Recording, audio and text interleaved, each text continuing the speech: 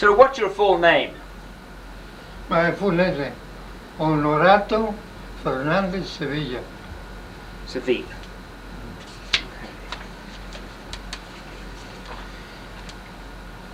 This is November 18th, 1987. This is Joe Todd, an interview with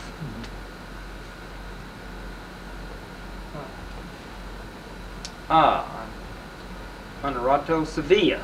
Aha. Good. Sir, where were you born? In Argentina. Argentina. Yeah. And when's your birthday?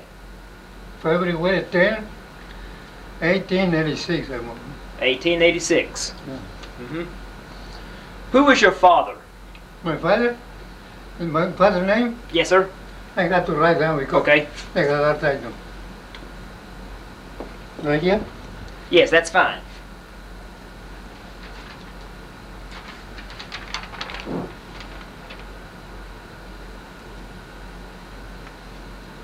Fernandez Sevilla.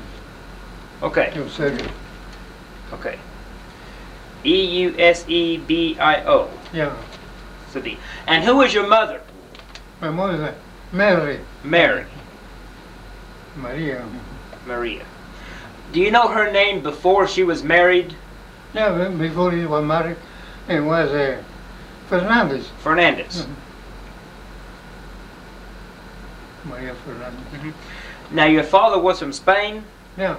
Madrid. He born in Madrid, Spain. Why did he come to Argentina? Why did he come to Argentina? Because he went over there, establishing a business over there in Argentina.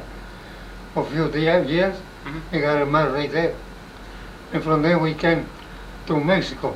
What kind of business did he start? He was importer and exporter of liquors and wines. Ah, liquors and wines. Good. When did you move to Mexico? When I was about 18, I was only 3 years old. 3 years old. Yeah. Okay. So do you have any memories of Argentina? Yeah, I live. Yeah. Okay. Where in Argentina were you born? I was at Rosario, Santa Fe. Rosario, Santa Fe. Provision. Okay. Buenos Aires. Oh, here it is. Okay. And in what town did you move in Mexico?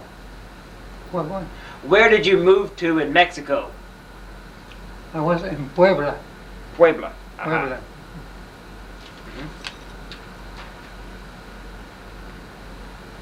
And you moved there about 1889? Yeah. Okay. Why did the family move to Mexico? Why? Mm-hmm. Because he was decided to do business over there.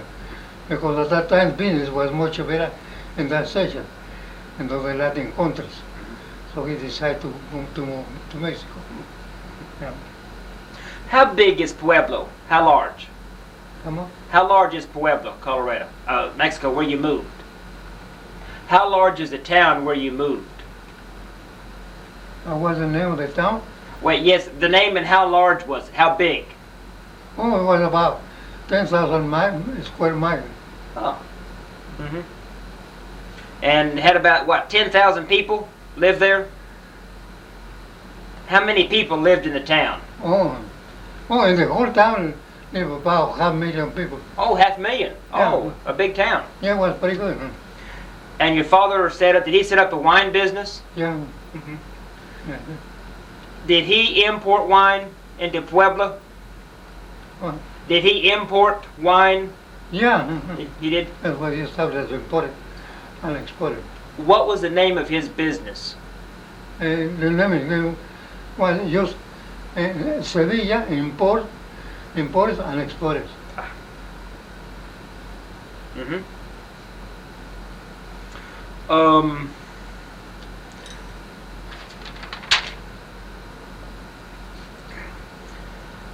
Could you tell me why you joined the Mexican Revolution? Why I enjoy it? Mm-hmm. Well, the main thing I enjoy it because I killed 3 of my brothers. And I was ordered to find. They killed my brother. But I never found. I stayed only 2 years in the Mexican army just to find them. But I never found. They disappeared. Okay. Who killed your brothers? And the soldiers. The Mexican The soldiers? revolutionaries. Yes. Yeah. Because they kidnapped my sister. And so they ran after them to rescue my sister. Instead of being rescued, they got to kill themselves. Yeah. Were they killed in Puebla? Where were they killed? Because he was after my sister. He was to rescue my sister. Mm-hmm. But the other two bandits got it. Yeah. So they killed him. So I never found my sister. Yeah. And my other two were killed right there on the spot. And the other one right after them. We never saw anymore. All the, Where were they killed? Hmm? Where were they killed? Your brothers and your sister? because they went out to rescue my sister. Okay, but where did it happen? What happened? Yes, where? In 1910. When the 1910? revolution started. Yeah. Yeah. Did that happen in the town where you lived? Yeah, right there. Mm-hmm. Mm. When you joined the revolution, who did you join under? Who was your leader? The leader at that time was Zapata, Zapata. Emiliano Zapata. What kind of man was he? He was a very mild man, was very firm, and his orders had to be obeyed, or else you got in trouble. Yeah. But Pancho Villa was the opposite. He was very tough hombre, big husky guy, and his words time, if you don't obey him, boy, you chop your head. What did you do under Zapata? What was your job? And my job was just plain soldier. But when I moved to Pancho Villa, I became a captain and paymaster. Mm-hmm. Yeah. Could you tell me some stories that happened to you while serving with Zapata? Well, the only story was we were in very bad weather at that time, and we were suffering for very cold weather, and without food and shelter for about 3 or 4 days. We were very around the water, and water was right to the neck. We could get out because it kept shooting all the time. The moment we saw something coming from the ravine, the shooter kept shooting. So we had no chance to stay 3 days right with the water right here. No food, nothing. Where did this happen? This happened in a town called, I forgot the name of the town. It's a very small name. Narachi, I call it. Narachi, that was the name. Mm-hmm. Yeah. And from then, some priest came from the church nearby and rescued us. Brought some food and clothing, so we put us in a carriage. They took us right to the convent. It was a big convent. So they took us, we were the 4 of us right in the water. So they took over there, they changed us, they feed us very well, took good care of us for about 5 or 6 days. And the gun comes with big soldiers, bandits, and took us away. They don't let us keep them anymore. Anybody was with, and with the army had to get out from them. So they took us from there. And from then, I deserted from them because I don't like the treatment. And that's why I switched to Pancho Villa. There were 2 gangs fighting for each other. So I switched to Pancho Villa. And from then on, I got a better treatment, and I was allowed to take pictures for everything. I have to be a professional, they call it, commercial photographer. Yeah, I specialize in machinery and buildings, all that. Yeah, at that time. Go ahead. Were Zapata and Villa, what were they trying to do with the revolution? Well, we went to establish better living for the people in general. Because when Porfirio Diaz was in charge, he stayed 35 years in prison. And they want to throw him away because he was abusing the poor people. Give only concessions to the big shots.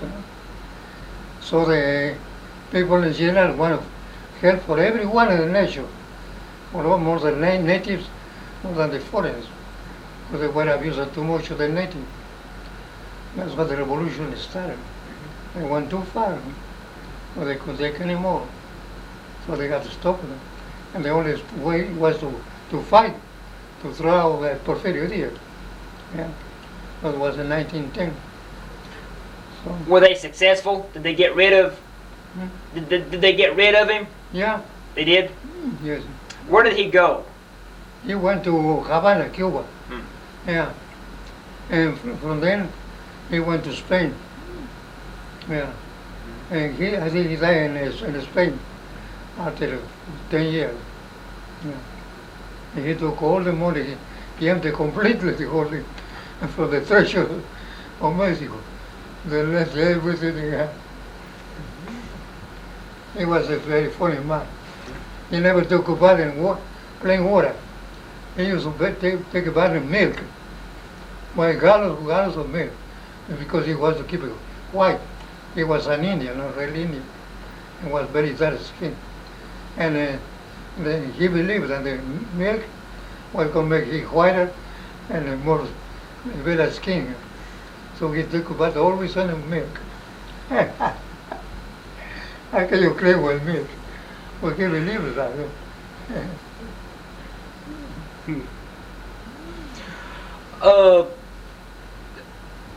What did Zapata look like? How big was he? So he looked like him? Yeah. It was about my size, little, about 5 inches more. That's right. And he got a mustache, and he was very mild, was very, very generous with big people. Well, the more people they don't count to him, then they were completely insignificant. Well, the big shots, all his friends. How long did you serve with Zapata? How many years did you serve with Zapata? Well, not many years, only about 6 months or so. Oh, 6 months. Yeah, Then you went with Pancho Villa. most of the time, yeah. Mhm. Pancho Villa. Where did you travel in Mexico with Pancho Villa? Well, Pancho Villa, we did a lot of traveling. So many towns, from town to town. We never stay more than 2-3 days in every town. Yeah. Because keep it going all the time. Yeah. We went out to Persia, you know. Persia was at that time. Huh? So they used to put big posters. And $50,000 for the head of Persia. and in Persia used to have another big poster too. $50,000 American money for Pancho Villa. Each one wanted to call it head. Were you at the meeting between Pershing and Pancho Villa? Hmm? Were you at that meeting when Pershing and Pancho Villa met? You know, they met one time. You know, Pancho Villa and Pershing met one time. Well, they never met each other. They didn't? No, Oh, okay. never. Okay. They were far apart. Everyone was ahead. When Pancho Villa arrived here, Pershing had gone all the way to go. And they sent it the other way. So we never got a chance to meet them. Where did Pancho Villa get his supplies, his food, horses, guns? Yeah, that's all. Where did he get them? From by stealing. Most of by stealing. And sometimes the generals give us some food or horses or equipment for to help, you know. Because have more sympathizers at that time. More sympathizers than Zapata. You know, were so generous of him. Why did Pancho Villa go into Columbus, New Mexico? What? You know, he went into Columbus, New Mexico. Yeah. Why did he go in there?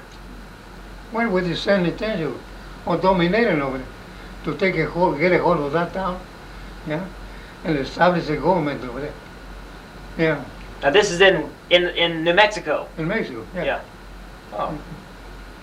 And did you go with him when he crossed into the United States? No, I was not. I was far away behind. Yeah. Why did he cross into the United States? Well, because he wanted to rescue Texas at that time, you know.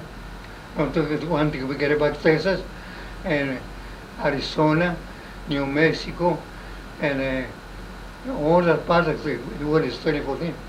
Near the war, you know, with Mexico. Right.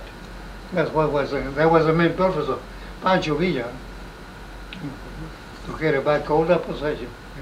Well, he never got it. Did you ever meet or know a man named Tinker? Chico? No, Tinker.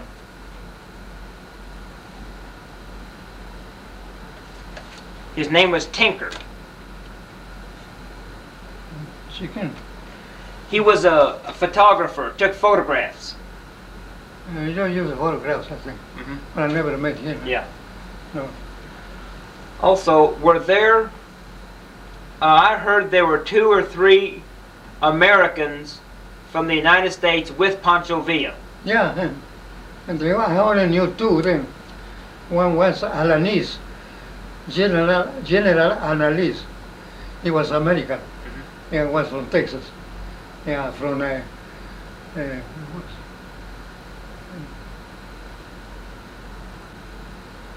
forgot the name of the town. Did you ever meet a man named John Brown?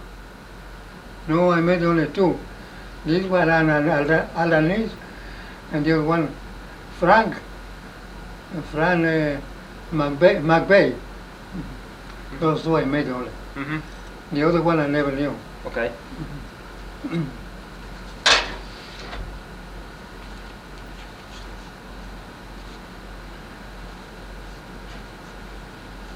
Yeah, but that's a very Mexican, huh? Yeah. Is this Pancho Villa?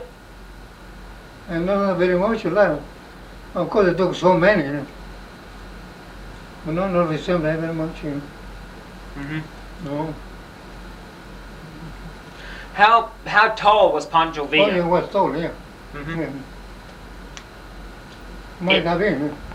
But no look very much. Of course, it's too dark here, no? Yeah. Yeah, he got a heavy mustache at that time.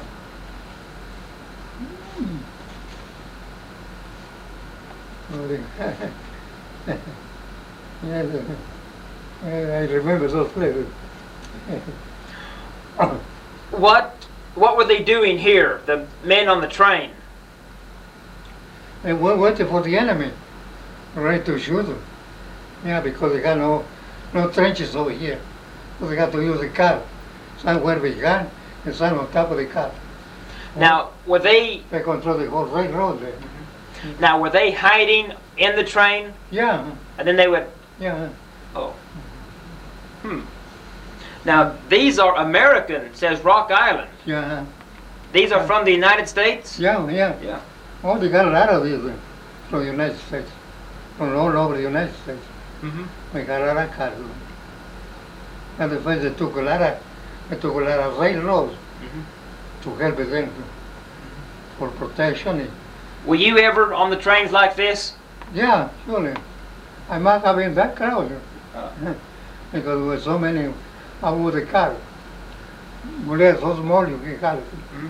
How many soldiers did Pancho Villa have? Oh, altogether about more than 500,000. Oh. Yeah, about 750,000. And all well armed. Now, did the soldiers bring their families with them? Some of them. Yeah. The family used to live in the car inside. And we used to be many sleeping right here under the car. And to fix a bed under the car. What type of food did you eat? Well, mostly vegetables and fruits. And meat once in a while. Because we could get a cattle.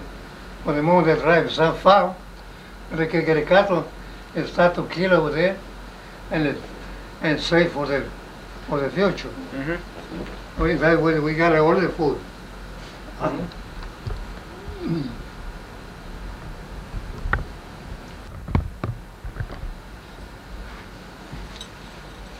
So you ate mainly vegetables? You say you ate mainly vegetables? You say you ate mainly vegetables? Yeah, vegetables and fruits. And fruits. Let me see. Let me get a...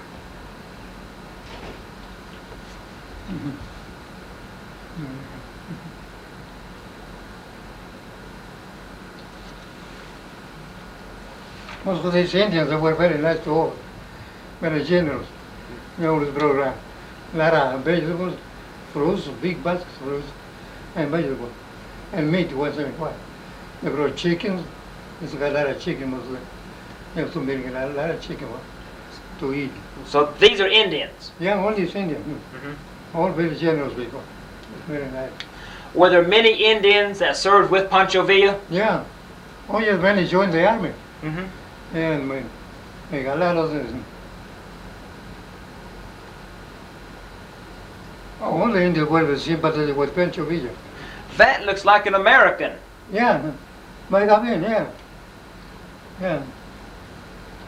Yeah, so black, yeah, but the feature, yeah. Yeah. I think it was American. So I can see the hat Yeah, and the boots. and the boots, yeah. Yeah, might have been American. Yeah. You got a pretty good collection, huh? Let me get that one on there.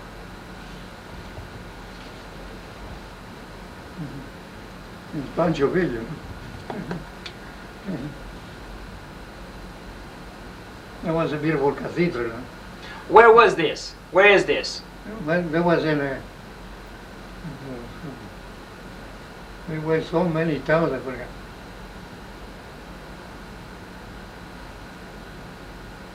I know it was very, very near there. I think that was in Virginia. Where? Virginia. I'm not very sure what I think it was. Yeah. In Virginia, then. Was a big church here. Yeah. How do you spell that? Virginia? Yeah. V-I-R-G-I-A-N.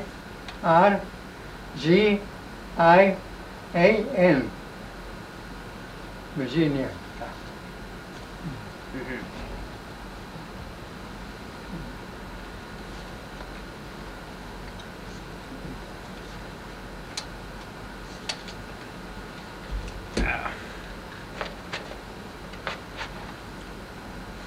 Oh, let me get that one.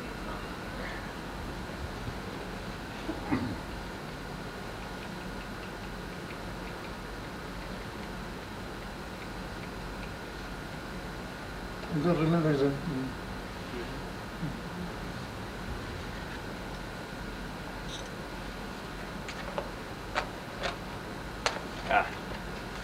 me get that one.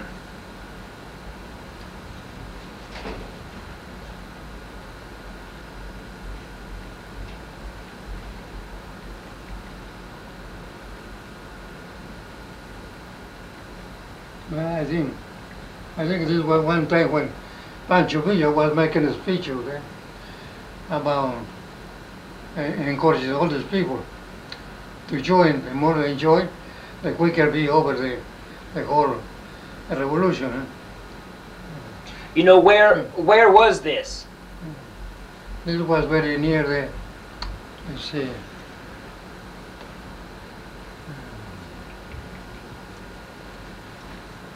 I can't remember the name of the town.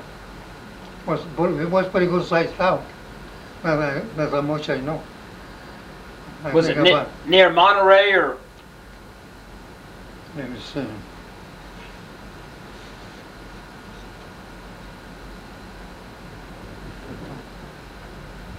Might have been Monterrey, but I don't see. Monterrey has a lot of big hills, you know, big mountains. Yeah. Yeah, but I don't see any of them. Of course, they were a big guy by this. Yeah. Were you here when he was giving the speech? Yeah, oh yeah. What did he say when he gave the speech? And we stay in we live outdoors most of the time. In the houses, and sometimes right completely outdoors. On tents. Yeah. At that time we were on most of the houses. A lot of houses over there.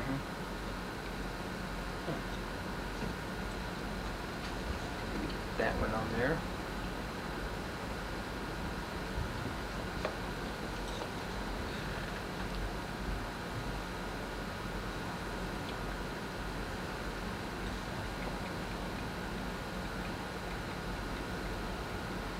Yeah, they look to Monterrey too.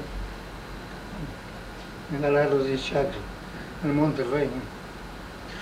What kind of rifles did you have? We got mostly American made. Mostly American and French. Yeah. They were pretty good at that. Yeah.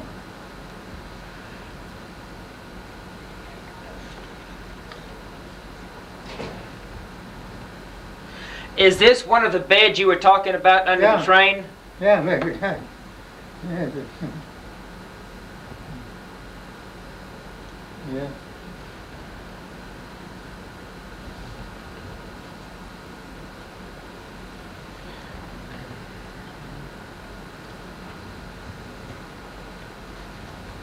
I noticed right here is the year 1915. Yeah. Yeah, this was, at that time we got a lot of houses, adobe houses. Yeah. Yeah. Some of them is still stand, you know. I've been there for centuries. And very durable. It is very simple made. It was mud and a straw, and then the bacon. And the bacon became very strong. Yeah. We got a lot of these big. This way look more like one of Pancho Villa's garden. Yeah. Oh, did he have guardians? Oh yeah, you got it. About half a dozen there. All big, the Koski fellow. All big, very powerful. Yeah. And very too short. And we're well short. Yeah. It's one of them. Always wore those big hats. Mm-hmm.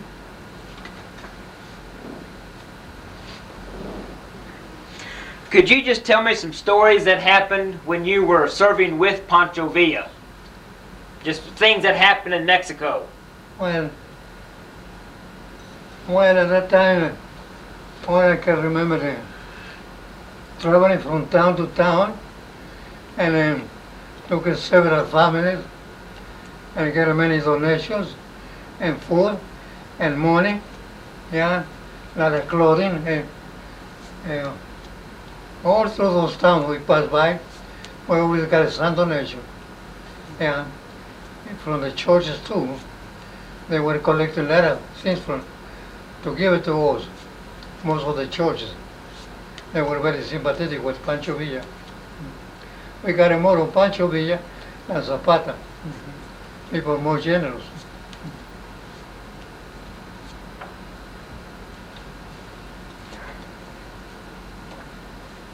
Get this one on there.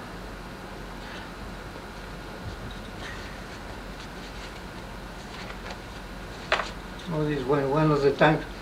That's what they ordered railroad just to get water from. Used to go through here and this pipe here. We used to bring the water right to fill up the tanks on the railroad. Yeah, we got many of these towns. Yeah. How did you carry the water with you? We carry in big containers. They were always big high, you know, and one truck with 2 or 3 big tanks of water. Is this a water tank here on the Yeah, train? that's a water tank, yeah. Okay, that's a water tank. Coming out to the railroad. Yeah. They also have several of them. Every soldier, I think every 10 miles, used to have one of these tanks. Yeah. And then you carried water in this Yeah. train car. Yeah. Yes. Yeah. It looks like the soldiers are marching off Oh, somewhere. Oh yeah, there's all these soldiers. And works around the railroad. So the big tanks, there's a big hole of water.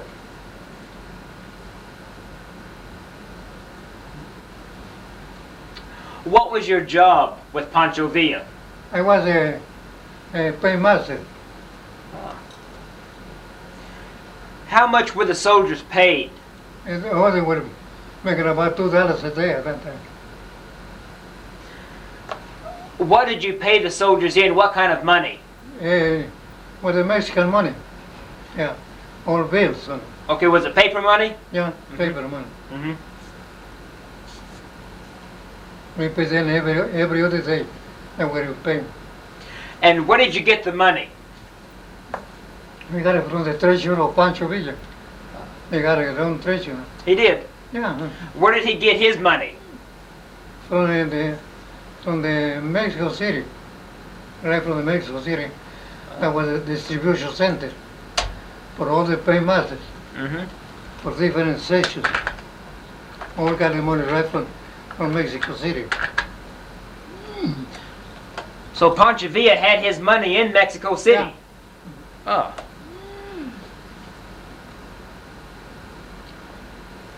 Let's see.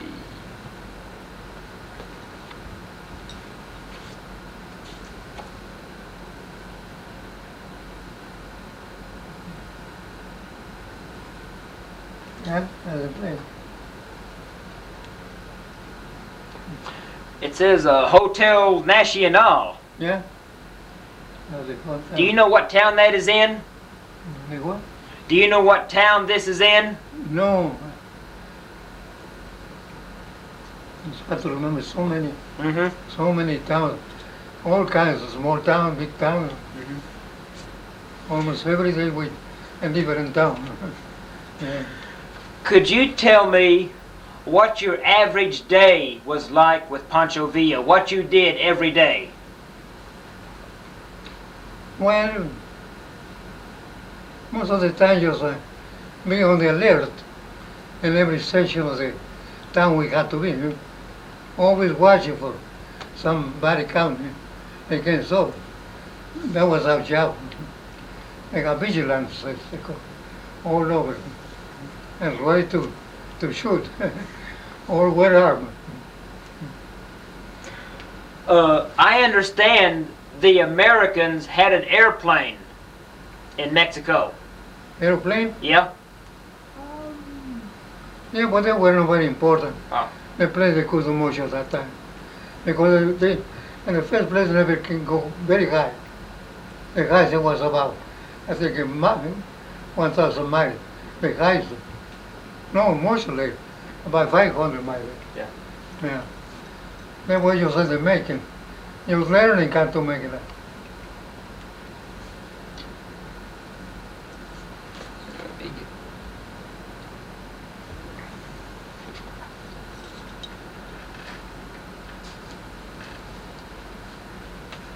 I think it was in Mexico City.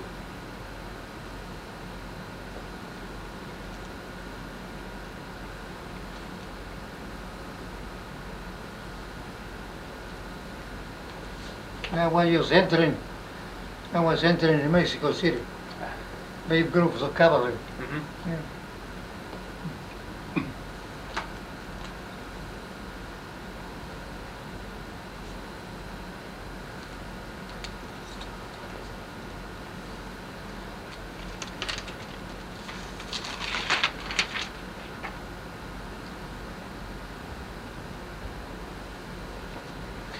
Can you make out what this says?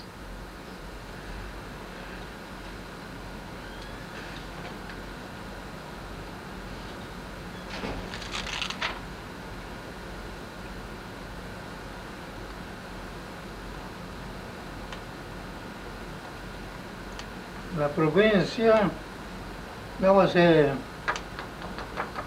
what do you call it? The government office. Oh. Government office. You know what town the government office was in? I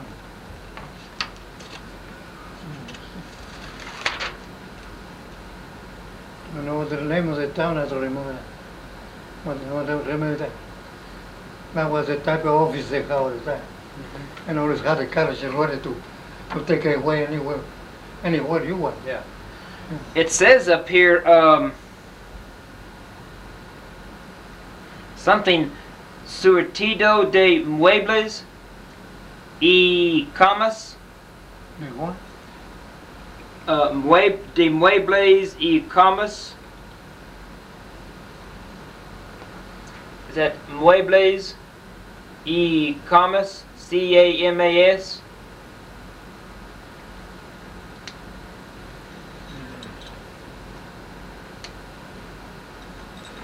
Yeah, the promises, yeah. The promises. Ah. Oh, is that the church? Is that a tower? Yeah, that's the church. Okay. No, we have so many churches over there. Yeah. Especially one in a small town. There's a church in every corner. Yeah.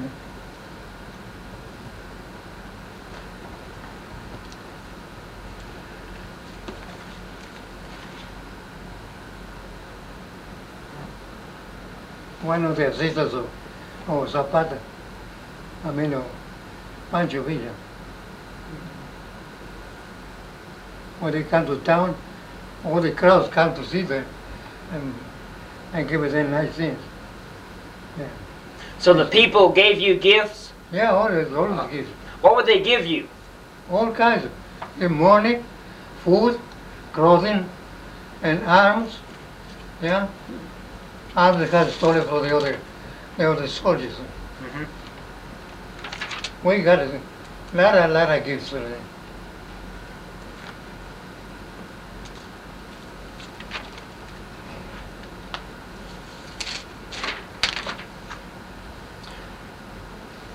This looks like some soldiers that are marching off somewhere. Yeah. What would they carry when they were marching? Well, they will carry mostly food. Mm-hmm. Yeah, it looks like a Monterrey too. See, we got a lot of big mountains, all very, very high, all through Monterrey. It's a big town, Monterrey. Yeah. We got beautiful buildings over there.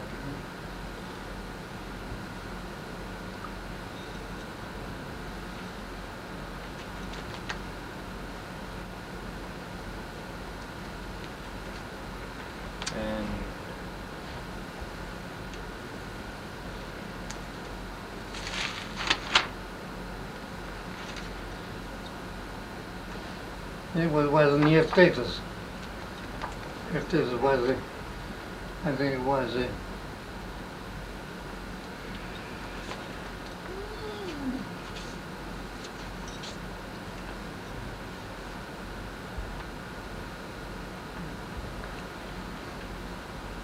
you said that was near Texas? Yeah, it was. It was.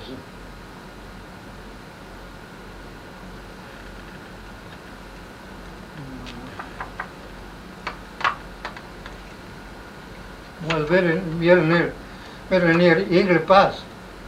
Ah. Eagle Pass. Oh, Piedras Negras. Oh, Piedras Negras. Piedras Negras. Yeah. Piedras Negras.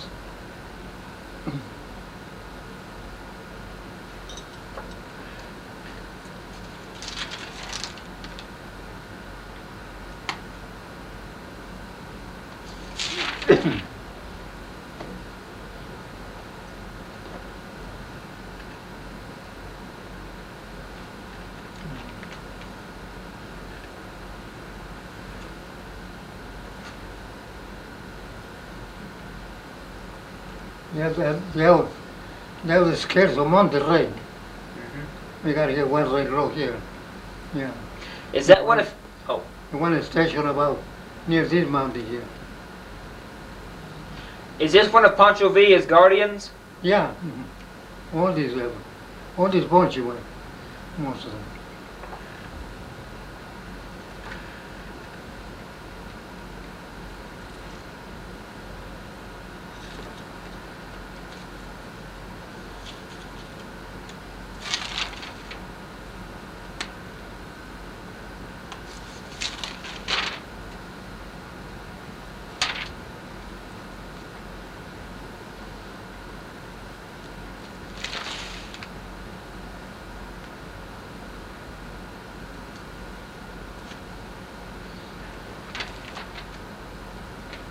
this was in Monterrey too.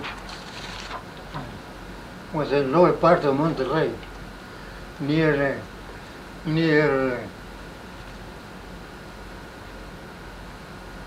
Dallas. Yeah, that was Dallas was behind this part here. Dallas on this side, and over here is Monterrey. Where mountain climb, ready to shoot. Where did they get the machine guns? From the United States. Oh. Yeah. Most of the war material was brought from the United States and Germany and France. Yeah. Were there Germans in Mexico? Oh, we got out of German. Yeah, more German than French. Were there German soldiers? Oh, yes, we got a lot of. Huh.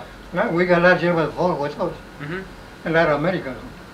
Americans and Germans, we got a lot of big numbers. Yeah. Why were the Germans fighting with Pancho Villa? Well, sympathetic with the cause. Yeah. So they want to help him as much as they could. And the Americans were sympathetic also? Yeah, the Americans too. Ah. Well, the Americans too. Very sympathetic with Pancho Villa. Yeah.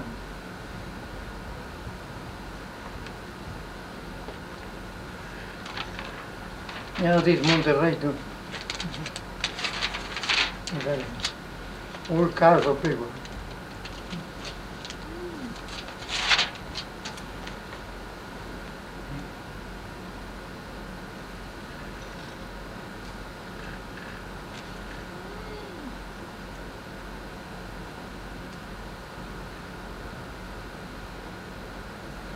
Oh.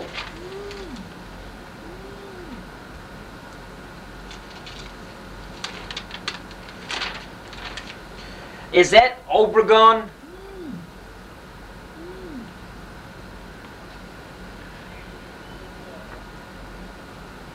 Well, by the dress, I think he was. By the face, I can't see very well. Must have been Obregon. Mm-hmm. That was the first president we got.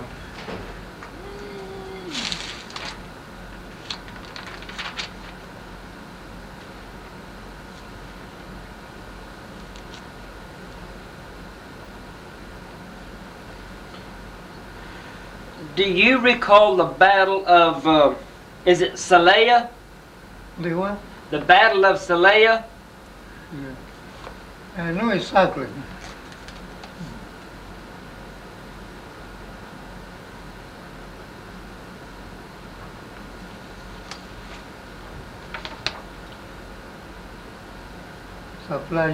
Zelaya. Oh yeah, now I remember. Yeah, I remember very well. What happened there? Oh, we killed so many people. It was terrible. Who was fighting? Both sides. With the soldiers, with the Mexican government against the revolutionary. Those two forces were fighting terrible. Yeah. So both sides got killed. Yeah. What part of Mexico was the battle? It's in the northern part of Mexico. Yeah. Between Guadalajara and Jalisco. Mm-hmm.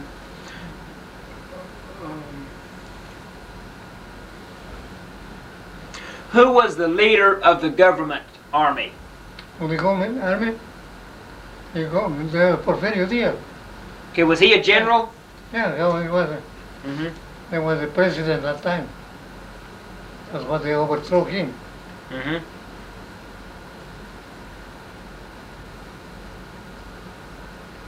He reigned Mexico for 39 years. Mm-hmm. Yeah. Do you remember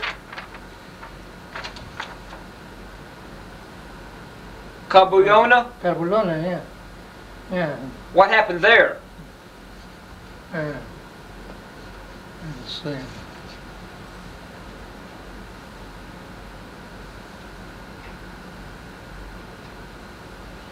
I remember the name, but I forgot the action. Mm-hmm. No, not very much. Yeah. Did you take part in any of the battles? Yeah, I took a part. And mostly I was busy with the accounting and the photographs. I would take so many photographs. One time I almost, at the first time, they almost killed me. Because when I saw my camera, I pointed my camera, because I pointed mine to me. And then the guardians, they were so scrupulous, always tried to protect his leader. So they said, let me see what you got in there. He said, no, if you open, I can get a picture. Well, never mind, it broke. He said, now what is the picture you promised? How can you see the picture? You destroyed already. Well, they broke it. Took the, with the revolver, broke the cloth. He said, look, that's the picture. But we don't see anything. All black as shoulder. How can you see picture? You kill it. Well, go and get a sign more. I can get it out, yeah. So I never took a picture of it. Where are your photographs? My photograph? All were destroyed at that. I got a pretty good collection. Oh, Yeah. But all destroyed. all destroyed. Yeah, by this money. They were handing everything so roughly. And just pick it up one another and then throw the trash. After they pick it up and throw the trash. I got a pretty good collection, no? Yeah, very nice. I got a small camera. I got a camera. You know, the first camera was there was a press camera. Very nice. Oh, speed faster. A speed grapher.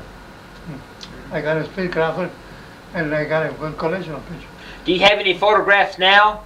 Pardon? Do you have any photographs now that you took? All All gone. Yeah.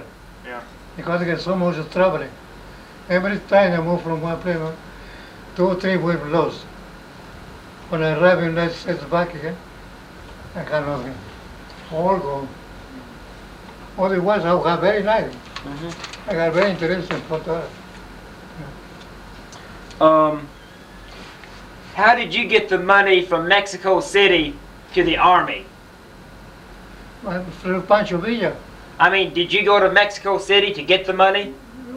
No, they used to send us in big boxes. And when you had to go to the railroad station, bring all those boxes over there, all about $500,000 on each box. Yeah.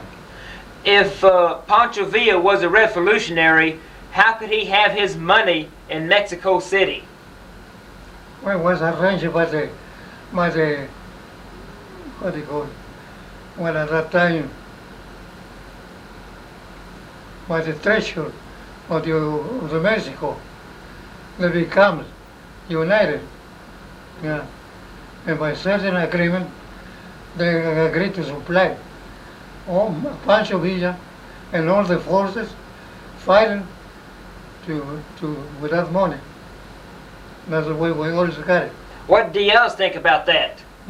What did Diaz think about that? Did he try to stop it? No. He didn't try, because I was good for the soldiers. I was very encouraged of his part. But what about the government forces? The government forces, Yeah, did they try to stop it? they couldn't stop anymore. They tried very well. They lost. Yeah. They tried everything, but never succeeded. So gave up. So Pancho Villa took advantage of that. Yeah.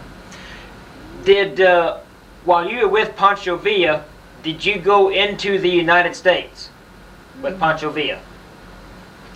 We went as far as San Antonio, Texas. That's how much far we got.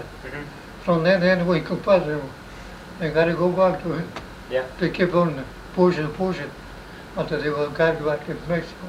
I heard Pancho Villa went to San Antonio quite often. Yeah, we used to be very often. We tried several times.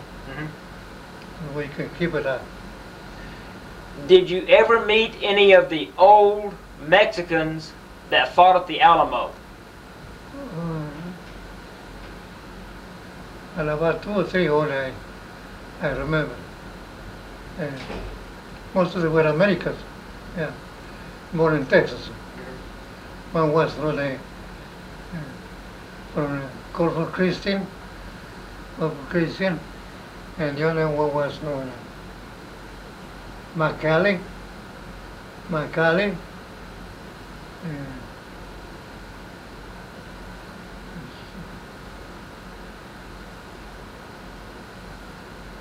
And that's all I remember. Did they tell you stories about the Alamo, about the battle in San Antonio? I knew something, yeah. What did they tell you? Well, they told me just what general general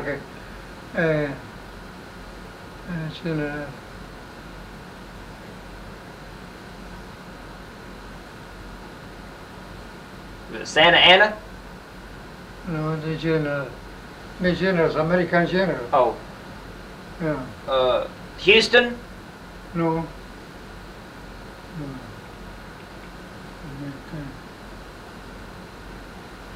Lee. Yeah, Lee. Oh, You know, even though he's okay. wrote his biography, he was ashamed to be American, or he really never such a thing as this massacre done in the Alamo. They killed all the Mexicans. About 50,000 Mexicans, they were killed while they were living. It's an shame. I'm an American, but I had no choice. Because I have refugees, they would kill all my family, and I would have lost everything. Especially my family I love so much. But I had no choice, so I had to go with the leader and kill all these 50,000 Mexicans and sleeping so peacefully. You know, that time the Mexicans, and they still have it, they always have siesta after every noon meal. Everyone, even the army. So the Americans knew that, and they took advantage. So while they were taking napping after lunch, they attacked them. Everyone, they had no choice. They killed everyone.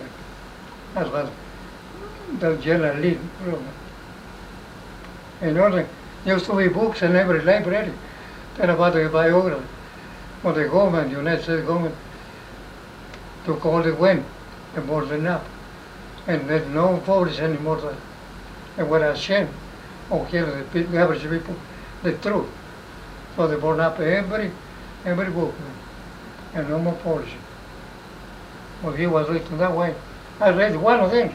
I was keeping one of them. Well, somebody stole it. Okay, was that the war in 1846 and 47? No, he wrote his biography after the fight with Mexico, United States. That was in 1977, eh? Yeah. 1870. What about the war in 1836? You know, in San Antonio, where the Mexicans killed all the Texans at the Alamo. Well, that's what I got revenge. Yeah. When the Mexicans fought the Americans, they were not sleeping. They were right on the job. But when the Americans killed the Mexicans, they catch them sleeping. That was the only difference. Ever hear any stories of Santa Ana? No.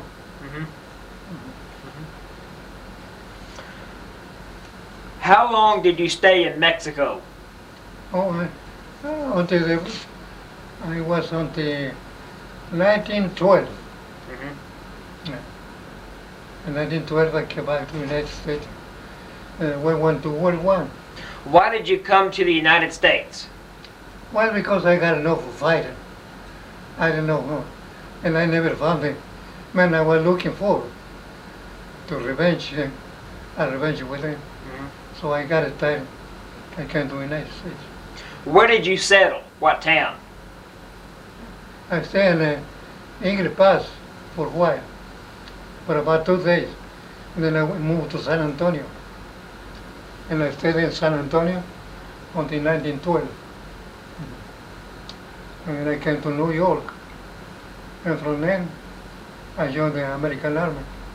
And they sent me up to France, England, Germany, and Switzerland. We stayed there from 1917 to 1918. Where did you have any training in the American Army? Hmm? Did you have any schooling in the American Army? No, Where did they send you? Tell me about the boat trip to Europe. and after I lived here, they sent me to France. We left very early one morning, about 3 o'clock in the morning. They put us in the ship, and they sent us to France. We arrived in France after about 21 days to Southampton. And from Southampton, they sent us to a small town in France. They never give us the name of the town because they were scared of being spies and their son is spy, and get after all. So they kept the only secret that to keep on moving from town to town. We never knew what the name of the town. Until armistice was signed. Tell me what happened during the war in France, World War I. What'd you do? Well, and what happens, a lot of fighting and deaths every day. So many people die. Some on account of the weather. Most on account of the weather. Yeah, because the weather terrible. One whole winter, we got almost 1 whole month raining, snowing every day. And then we stay in the trenches there for about a week. No food, no change, no bathing, nothing. We suffered terrible. When people dying every day, like a fly. And I was so lucky, I never got a call. I survived pretty good. We were tough over it. Could you describe the inside of a trench? What does the trench look like? Well, it's just a big hole in the ground. Yeah, the height is about that much. You got to climb. Sometimes you got to just get on your knees to get it to your side. Yeah, you'll be cold. And little holes, and then for the air to come in. Did you go over the top? Yeah, Tell me about that. What happened? many times. I went over the top, and one time, as I was transferred from one place to another, a big bomb came. Oh boy, what a big hole. Oh, big tremendous hole, as deep as it fell. Yeah, and the molly whole thing killed 6 people there at that time. It was terrible. Awful thing, I saw so many things. Was so lucky. I survived all of it. What was your job in the Army? In the army, I was a camouflage work. A camouflage worker. Yeah. What'd you do? No panic. And these guys say, the outfit, hats, shoes, pants, everything. Make leaves, branches, flowers. I'm glad you enjoy that. Oh yes, I love New York. I want to go back. Yeah. Let's go together. Get a plane and go. Yeah. Papa, I love it wherever I am. You are? Yeah, I'll go anywhere. I'll go anywhere. Thank you. We may go. Are you ready? Let me see. Are you tied up this morning? I'm pretty free. As a matter of fact. Well, why don't you stay in and you can help us? Well, okay, I'll just sit over there and help you out. Let me get some coffee though. We don't want to sit in here with no coffee. Oh, can I get a cup of You coffee? bet. You drink yours black? Yes, ma'am. Okay. Oh, I just brought us some water, but Oh. we'll drink both. Oh, yes. But you know water's bad for you. This water is. You know what BBC Field said about it, don't you? I don't know what. It's what fish do in it. Oh. No spooey in the water. Yeah.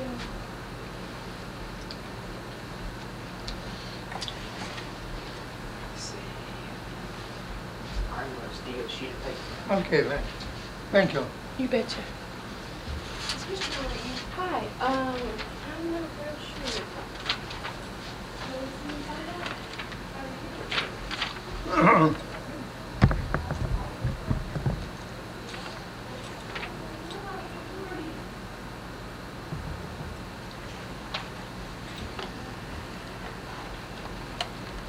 No, our guys took off and went to Ardmore to a pool tournament, and I sent Sue with them. And so I decided we didn't need 2 people to take 6 guys to Ardmore, so I stayed. We had 2 volunteers that went too.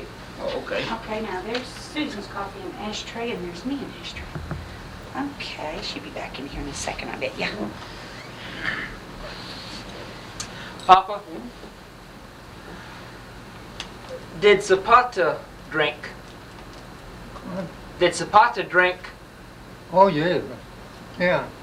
Well, no, while he was in action, only after the meals, he drank pretty good, pretty heavy sometimes. Mm-hmm. Yeah. But while he was in action, you could have him get drinking no drink water. Oh, he was very serious about it. What did his men think of him? Oh, they seemed to like him. Mm-hmm. He was very well liked by all the people. Everyone likes him, Mm-hmm. you know.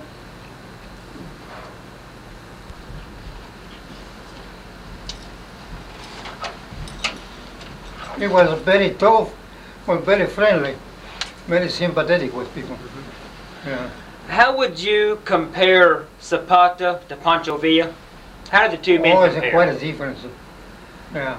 What's the difference between the 2? Well, Zapata was more serious. Yeah. He never laughed. When he got very quiet. But Pancho Villa, no.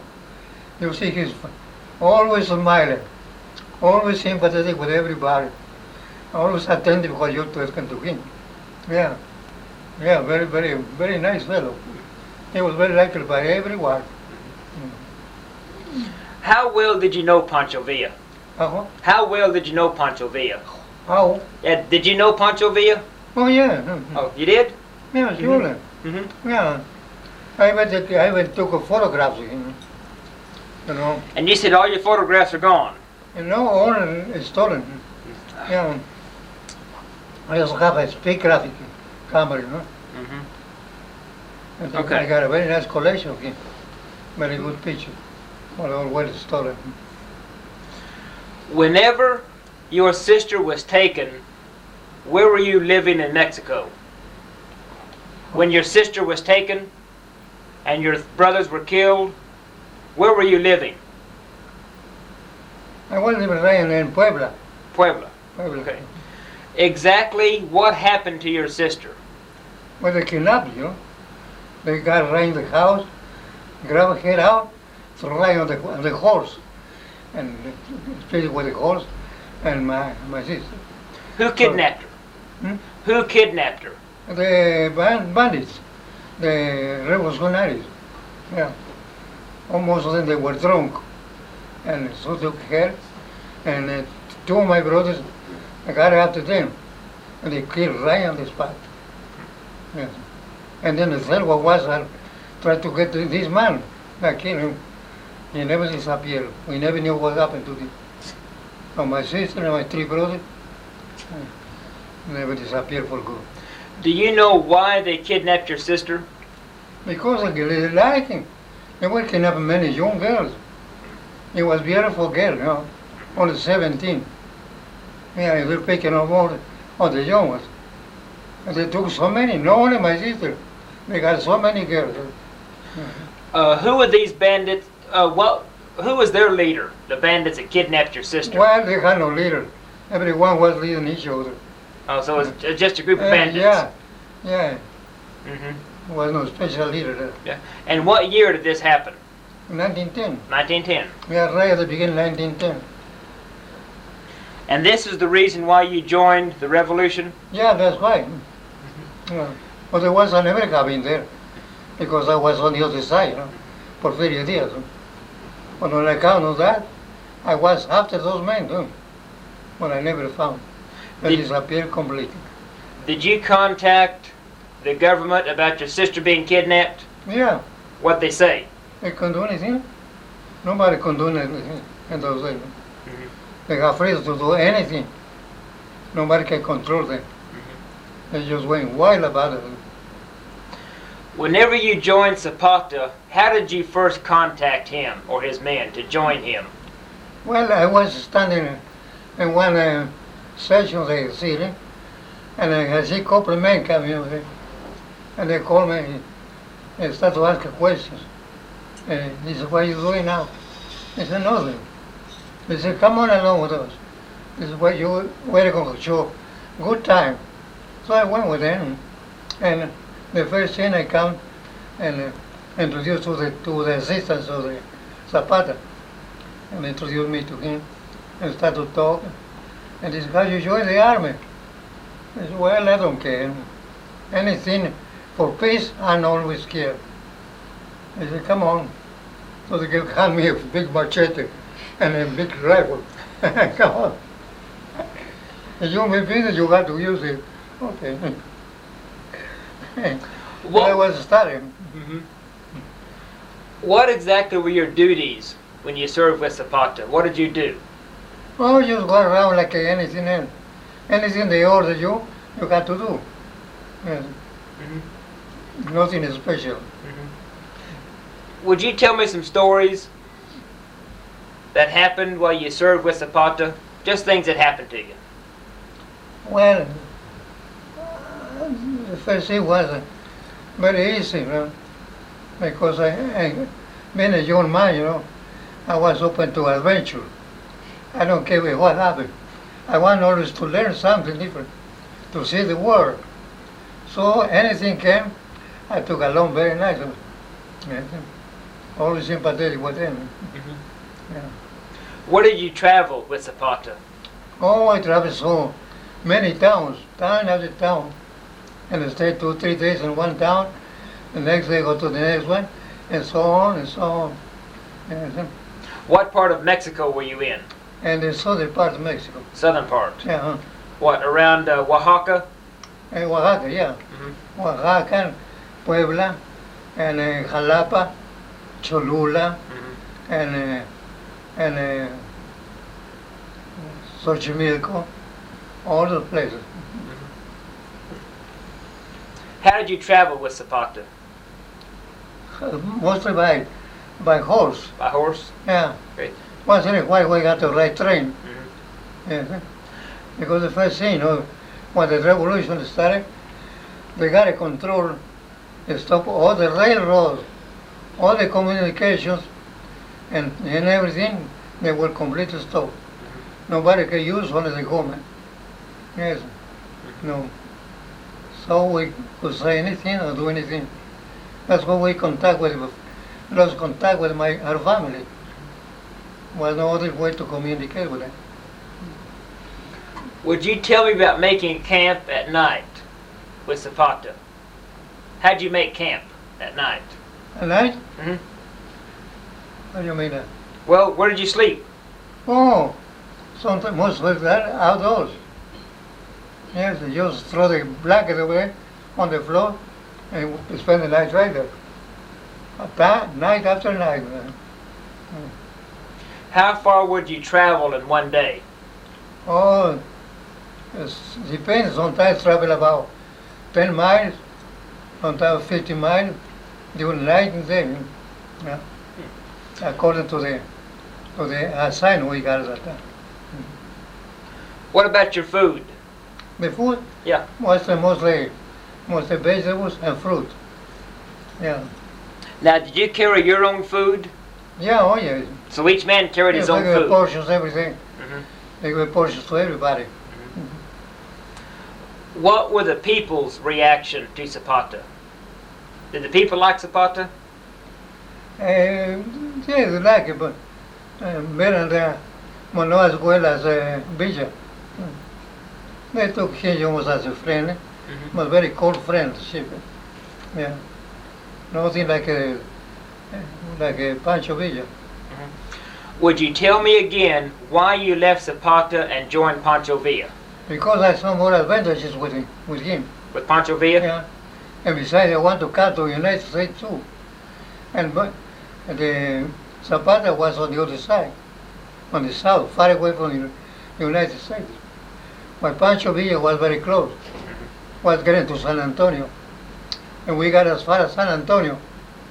From then we stayed about 2-3 days in San Antonio.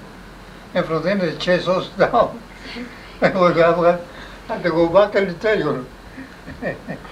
Went to Piedras Negras. And in Piedras Negras stayed about 2 days. And then I crossed the border. I deserted Pancho Villa. And I came here to the United States. Ingrid Pass. How did you travel from Zapata's camp to Pancho Villa's camp? By horse, at night. Yeah, because the state was very dangerous. So we had to sneak at the other night. So you traveled at night? Yeah, most of the time night. Was the Mexican army chasing Zapata and Villa? Yeah, they were chasing each other. Each one offering $50,000 for the head of Pancho Villa, and the other side, $50,000 for purchase. Everyone was after the head. Can I ask you something? Yeah, sure. Papa, when you left Zapata and went to Pancho Villa, were you alone, or did you have friends that went with you? No, my friends. Oh, you had friends that went I had with you friends. from Pancho. They already had been there with Zapata. With Pancho Villa. Uh-huh. So they come on this side. We got more action here, and better food, and better things than over there. Ah. Over there, they starve you to death. Yeah. So we get everything, all the freedom, all the food we want. So I switch quick. Oh, okay. Yeah. Okay. Yeah. Yeah. Yeah. When you were in San Antonio, and you said that the army chased you back into Mexico, did you ever see the American army? You what? Did you ever see the American army when they were chasing you? Yeah. Yes. What was your reaction? What did you think about it? Well, was not much of a difference. How long did it take to get from San Antonio back to Mexico? Oh, it's very, very close. Talking about 3 hours by horse. Yeah. About 3 hours. Would you tell me again why Pancho Villa invaded Columbus, New Mexico? Because he was. The main purpose of him, Pancho Villa, was to rescue all part of Texas, as it used to be property of Mexico before. No? That was his intention. That was the main thing he was to fight, and was getting closer and closer to the United States. He was very determined. Did he think that he could take this land back? Did he think that he could get the land back from Mexico? That's what he thought. He got very strong thinking about that. When you were in San Antonio, did you have any contact with the people around San Antonio? Oh yeah, surely. What was their reaction to you? Was we seem to be sympathetic on the side of Zapata. Pancho Villa. Yeah. The majority of people in the town, they sympathize with him. Of course, there were so many very hostile to him, but the majority were friendly too. They provided us with food, clothing, and a lot of gifts to give us money. Where did you stay? Where did you camp near San Antonio? Well, we stayed sometimes in the hotel, sometimes in the private house, anywhere we could make it out. Everybody offers more help, so it was very easy to get any place over there. Which hotel did you stay in? Which hotel did you stay in? Which hotel did you stay in? What you call? You said that you stayed in a hotel? Yeah, Now there's one next to the Alamo called the Minger Hotel. yeah, Did you stay there? yeah, surely. And one different hotel, with the civil in according to the size of the hotel. Yeah. All free of charge, we got to pay anything. You have any questions? Yeah. Papa, the people in San Antonio, were they mostly Mexican? people in Oh, San yeah. Antonio? Yeah, the majority. The majority was Yeah. Mexican, and then Yeah. then they were sympathetic with Pancho Yeah. Villa. Like They that. helped you. About half and half. Half Americans and half Mexican. Ah, okay. Yeah, Uh-huh. yeah. Because it was so populated before, all by Mexican. No? Right, right. Well, so many Americans came over there and started to build business and houses and everything. Uh-huh. Yeah. But they got along no fine. They never fight anymore. When you deserted Pancho Villa and came back into the United States, you came back into Yeah. San Antonio? Yeah. Okay. Well, how long did you stay then when you came? I stayed about 2 years in San Antonio. 2 years in San About, Antonio? yeah. Yeah, and then what I did you stayed- do? I stayed with a nice family, American family. Oh, you did? Yeah. He used to be in Mexico. He was a professional photographer. He worked for him in Mexico. So when I got there, he was so surprised to see me. He said, "You the guy we used to work with?" I said, "Yeah." He said, "What are you doing here?" So I told the whole thing. He said, I'm very glad you came here because I got so much work I can hardly make it out." So he started to put me to work right away. I was specialized in retouching. You know what retouching is? Retouching pictures. So we got What was his name?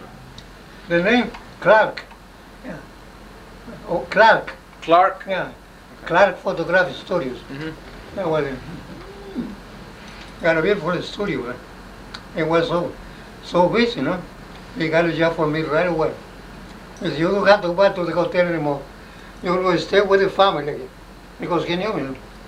He said, "So better cancel the hotel and you come right here. Bring all your things right here." So he took one of his sons and a car and a truck and brought me the whole thing right to have. He said, "Oh, here, it's a nice room. This is your room for now. You can't go nowhere. You stay right here." So I stayed about 3 years altogether. I Yeah. want to go before, but he kept a story. He said, no. So finally, he said, "I gotta go. I got to go look for my brothers. I went anxious to see my brothers, see what happened with the rest. But I never succeeded. So I joined the American Army, and then they sent us to France. Yeah. Yeah. Papa, before we get to France, would you tell me what you remember about Pancho Villa? Could I remember? Yeah. Tell me about him.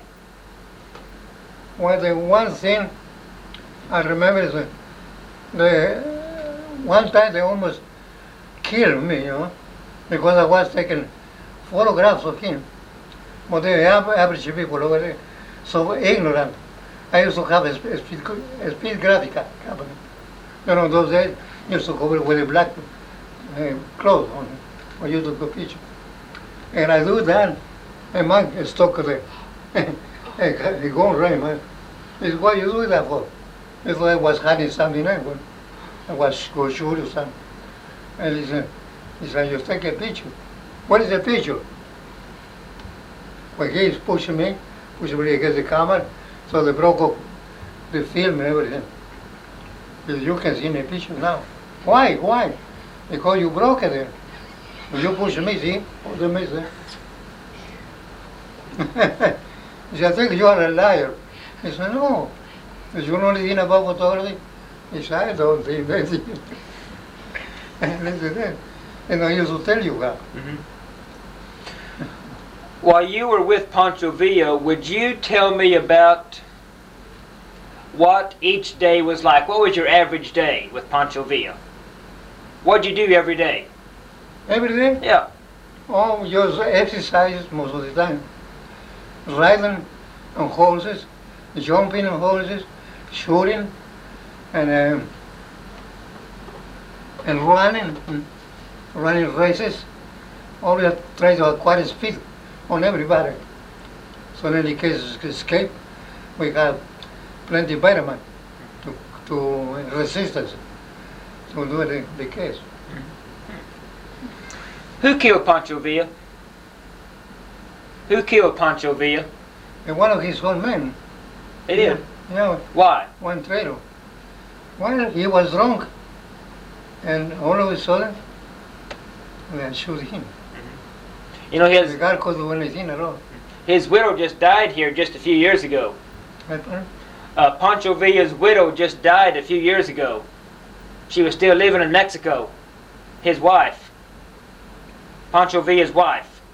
No, by that time, when he was killed, I was not there. Oh, okay. No, I was already in the United States, at the border of the United States. Yeah, because I was determined to come here. When did you join the army in America?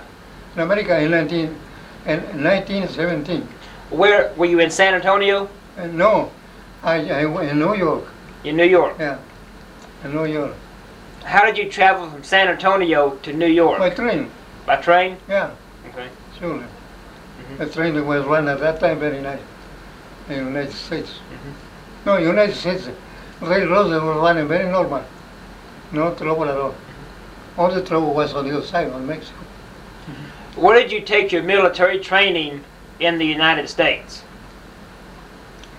They sent to South Carolina. After 1 month I joined. They sent to South Carolina, and they trained us every day. Making run, shooting, and riding on horses, and racing, like we're doing with Pancho Villa. Did you speak English? Did you speak English when you came to the United States? I knew how to ride, but no very much to speak. I think it was the right pronunciation. Even now, I only I still learn. Did you have trouble in the military training and speaking English? No, No? no, because almost all the schools in Mexico, they teach both languages. That's obligatory. English and Spanish got to be taught in every school, right from the 5th grade up. So everyone has to. So was no trouble when I came here. I could write many times. That people ask me, "What do you mean by it?" So I used to carry a book and wrote right away. Oh, I see. Do you know what boat you traveled to France on? What boat? Yes. French. You know the name of the boat? That was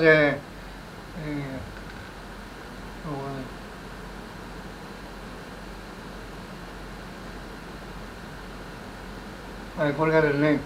When we arrived in Southampton, yeah. You know, we drive most of the time nights, but we could keep the lights completely off the ship. So we hard to see names or anything. They keep us always in the dark because afraid of the enemy.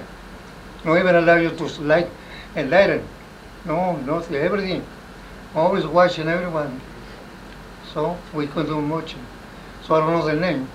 But when we arrived there in the morning in Southampton, was a nice bright day.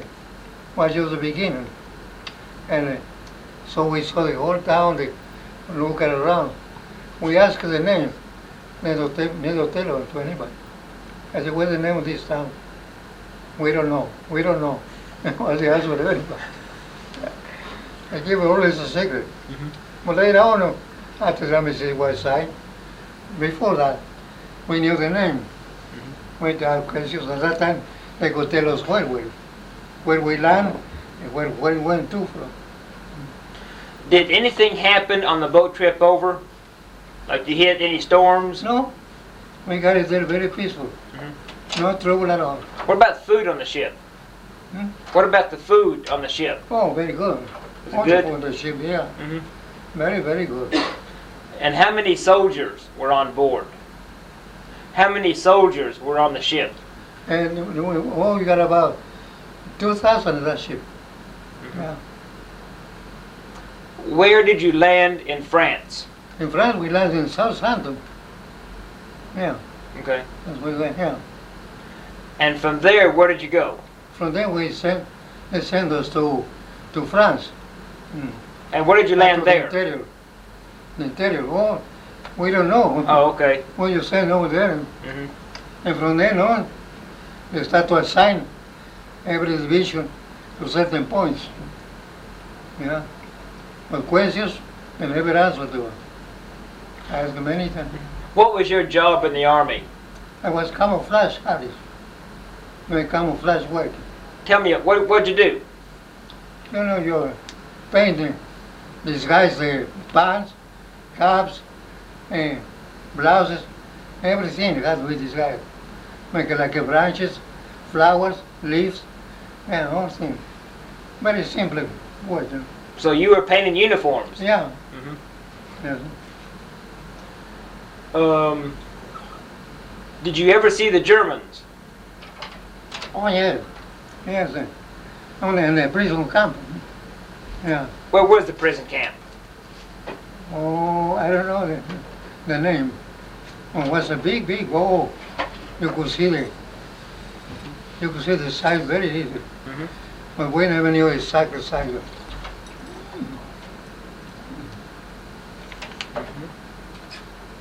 They got several of those camps, you know. Yeah. The Oh, prison is so well. when did you go to France? Well, When? in the 1917, You know what month? Hmm? Do you know what month? September. September? Yeah, September 1917. Mm-hmm. Were you involved in any of the battles in France? The what? Were you involved in any of the battles in No. France? No, because we were too busy. Mm-hmm. In my company, and I got 6 men help me to do the work. And we got so busy everywhere. We travel over from place to place, camouflaging walls, buildings, everything. So we had no time to see fights on it. We never had to fight. How did you travel from place to place? By truck, By truck? yeah. Most of the time trucks. What kind of truck was it? There were four main trucks. Fords? And General Motors, Mm-hmm. those two. Where did you get your paint that you camouflaged with? Oh, the government supplied that. Mm-hmm. They sell those by the barrels, like 5-gallon barrel, yeah, all kinds of paint. Was it oil base? Yeah, Mm-hmm. we got a good supply all the time. What's the most difficult job you had in France in camouflaging? Well, it was not difficult. Everything was so simple. Or what's the largest job you did? Oh, the rice, there was the rice was in a mess hall.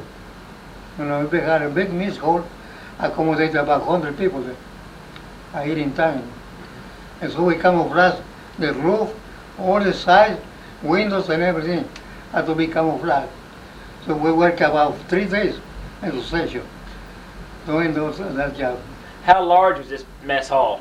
And it was about 60 by 100 foot. Pretty good size. Mhm. That was the largest job we got Mm-hmm. doing the camouflage work.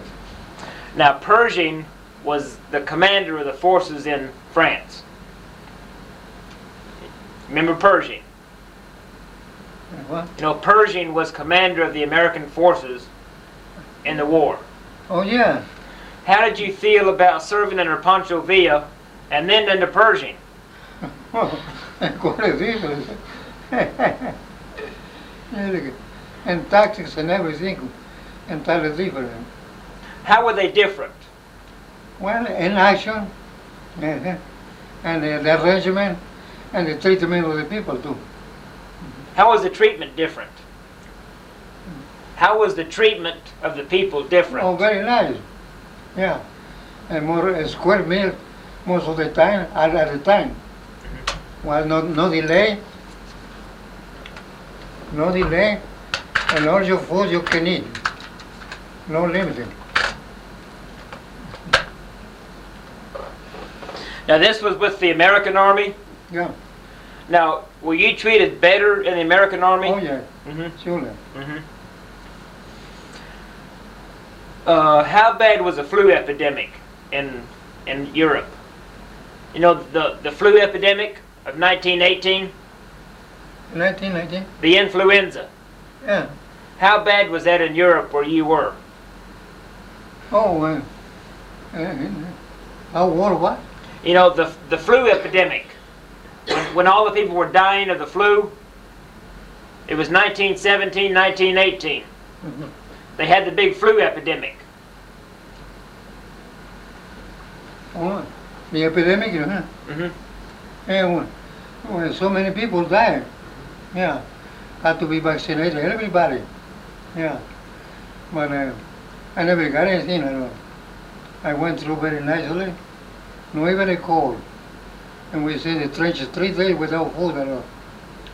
And lying the mud like a pig, so, and never got sick. Would you describe that trench? Well, the trench is Yeah. a big hole in the ground, about 4 feet square, 4 square feet.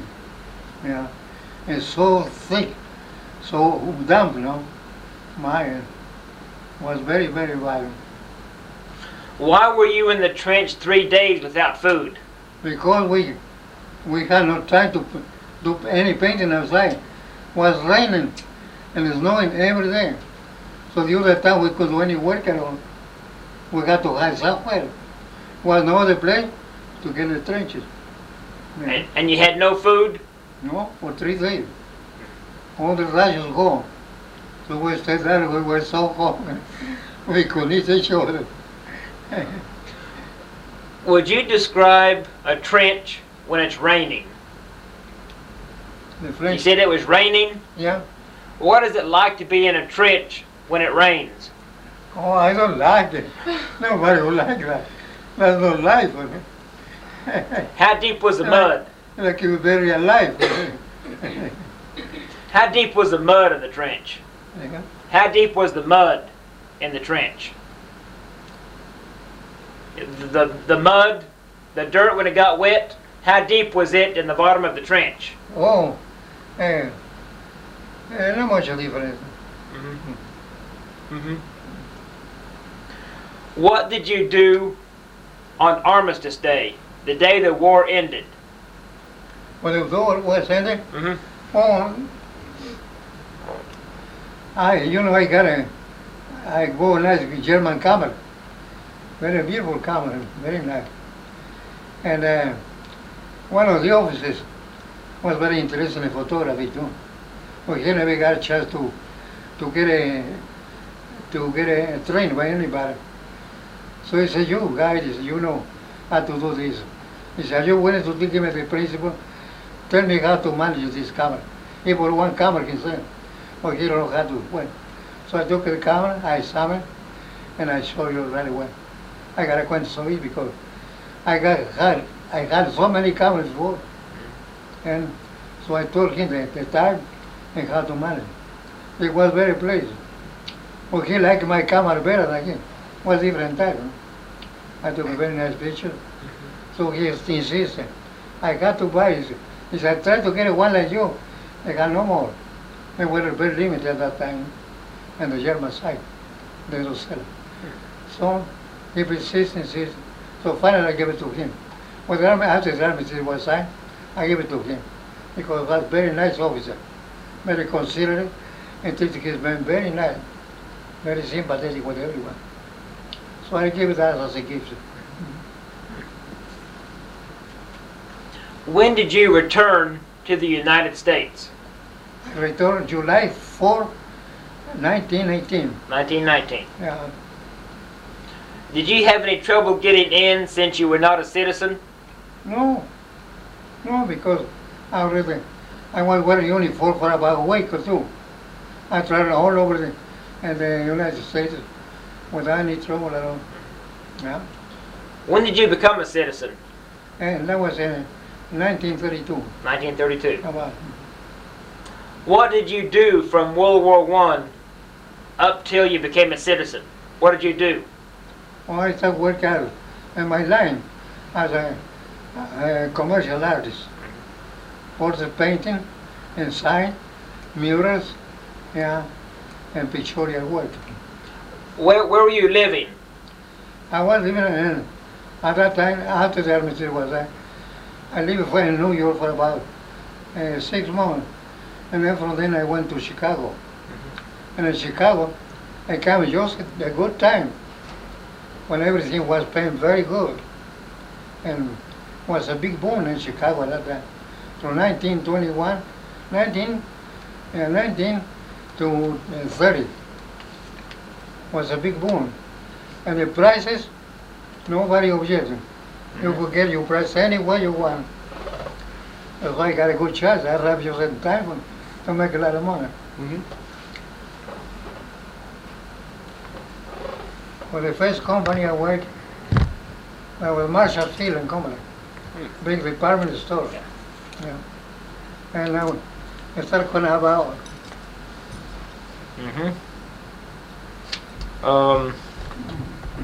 I'd like to ask Papa a question. Sure. Papa, you said you did murals. Were they inside or out? Outside? Yeah, Inside? yeah, Both? all sizes. Is there any of your work Yeah, still yeah. around? Yeah, Is where? In Chicago? yeah, I'd love to see it. yeah. So they went. They used to be, at that time, all the buildings, banks, and theaters, and everything, was a lot of that work, artistic work. Used to paint all the walls, ceilings, and lobbies, and everything.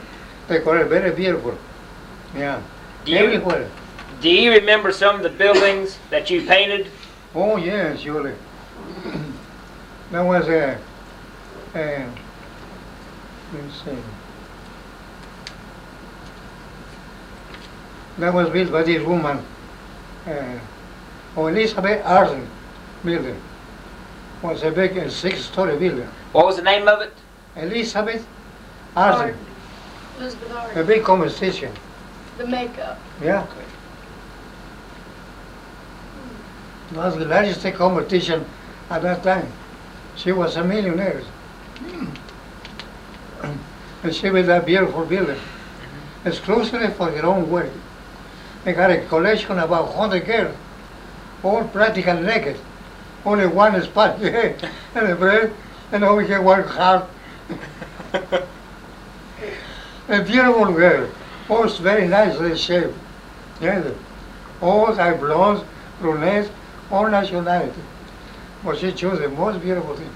All the work is right in her salon. It was open to very rich men most, and women. So they were busy all the time. And at that time I painted 2 murals and on the wall around the salon and the main salon. Yeah. On girls working on the clients, training the hair and everything. And I worked there for about 10 days doing that mural. Another fellow night. That was a beautiful stuff. And then from then, we went to decorate one of the theaters belonged to this chain, Lowe's Theater. That was right off the 8th Street. I went to decorate that theater. We worked about 6 months in decoration there. Did you do any work in the Marshall Field Company? Yeah, I did. A lot of work. Mostly private homes. At that time, you got mostly private homes, like the Rockefellers and the Kennedys, so many rich people. Yeah. You have to charge very good prices. Were you aware of the gang wars going on in Chicago? You know, they had the big gangs in Chicago. Jimmy Petrilla was one of the big gangsters in Chicago. Were you aware of the gangs, the organized crime in Chicago? The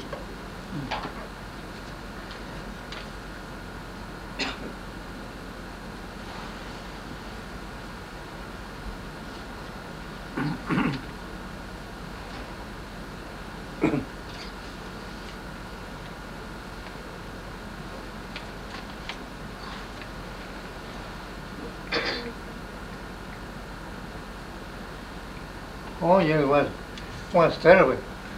Every day, killing so many people. Robberies everywhere. Nobody was, all the rich men especially, they were in danger every minute. was terrible. Al Capone was in action all the time, and all his gang.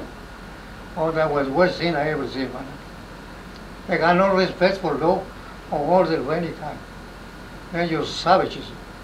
They kill you for no reason at all. Nothing was safe.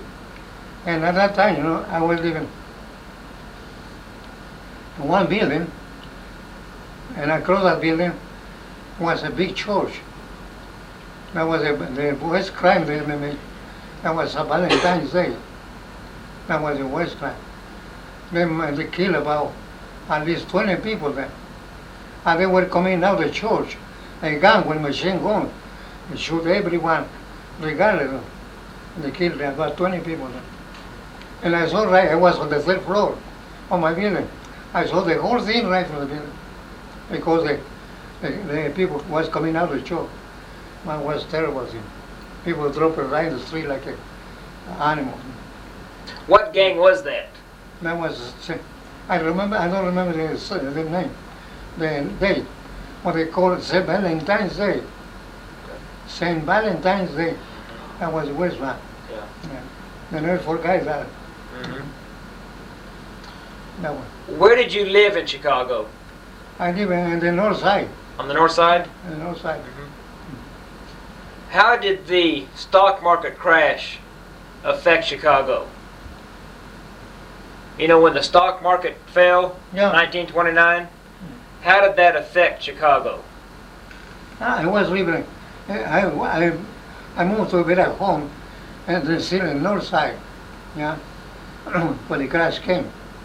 And when the crash came, everything was completely closed. Nothing to be done, no work, nothing at all. So I had no choice. We took the train that very early morning, arrived in New York, on January 1st, 1930, right in Chicago.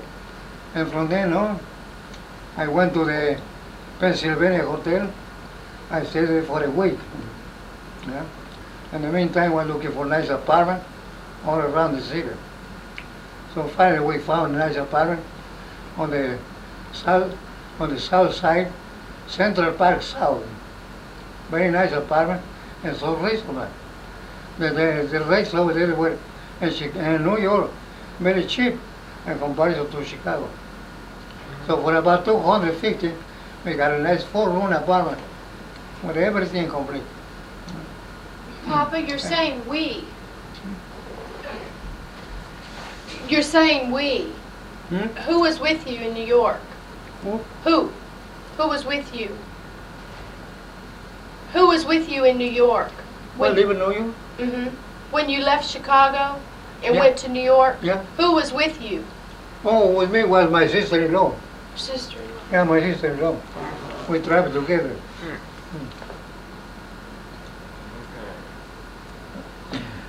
How long did you stay in New York? About 47 years. 47 years. Yeah. Where'd you live in New York? All several places. And most of them in the Greenwich Village. Among the artists, artists, writers, and dancers, all professional people in that section. And that was, they called that the Washington Square. That was all that section. So around about 10 blocks all about. Did you still paint in New York? Oh yeah, oh yeah.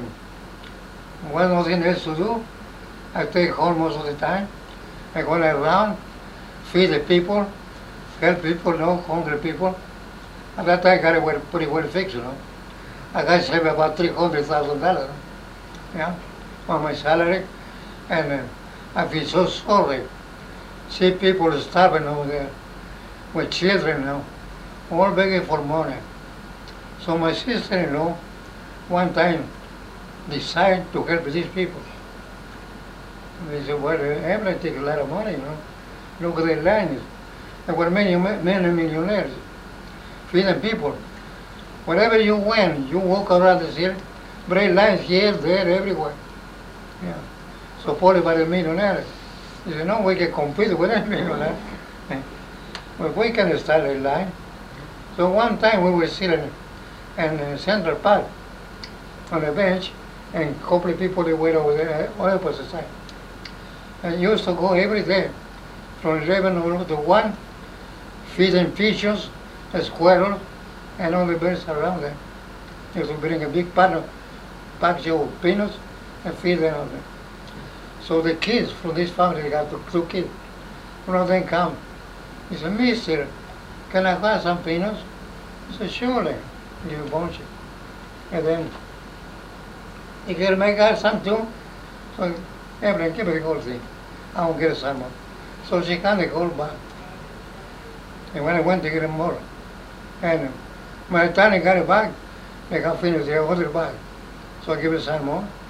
I said, "Evelyn, I'll go back to the store. I'm going to get some meat. These people, they're really hungry. I will get some sandwiches, some canned goods, and coffee, and milk for the kids." So I went over there. At that time, food was so cheap. A quart of milk was 5 cents. A quadruple now. And that's about $1. And loaf of bread, 7 cents, big loaf. Sardines and everything, 5 to 15 cents a month. Almost given away. So I won't plenty of that. And then we got it one day, after 3 days we made there, we got a lunch right there together with them. And then we were having lunch, another couple comes running and keep looking at it. I said, "Evelyn, these people are hungry." So give them 2 sandwiches, give them. From then on, every day we got 3 or 4 more people. Within about 2 or 3 weeks, we got about 70 people. And 90, no, they kept coming so fast. So we kept it like that for about 5 months. After 5 months, we said, "Evelyn, we got to quit. As much as I get to do, the money is running pretty fast. At this rate, we know that we broke. And then we got to join the plane line too." "And you want to do that?" "Oh, no. I said, "So what do you plan?" "To quit right now. We got to spend $18,000. No, $14,000 already in 4 months. He said, "No, impossible to continue the way." So when we told the people, all cry, especially the children, "Oh, please, mister, no do that. You want to starve us to death? No, please." All cried. And people too, they could hardly believe. He said, "Well, we give you tickets to go to the giant and all the other lines. But on our part, we can't do anymore. Sorry, but we got to discontinue." So when we collect tickets from the main big places and give it to everyone there, and that helps them so much. From New York, where did you go? I stayed there. I developed many jobs for myself. I started to do something. Something had to be done. And I get the idea, no? By going around the city and seeing people, see things how they work on. So I came to one grocery store. Used to be pretty good marketing. Used to do good business, according to the owner. And I go inside the store. They were so hard up. They always rent, they owe electricity, they owe telephone bills and everything. They were in very bad shape. So the moment I came here, a man came. He said, "What can I do for you, mister?" He said, "No, sir. I say you can do nothing for me. But I can do something for you." What, mister?" "A job, sir." He said, "The first thing, turn the lights on. I got no more. I got only that bulb. I got no more light." "Why?" "Because I own the electricity. I own the food. I own this, I own that." He said, "Okay." He said, "Who is your owner?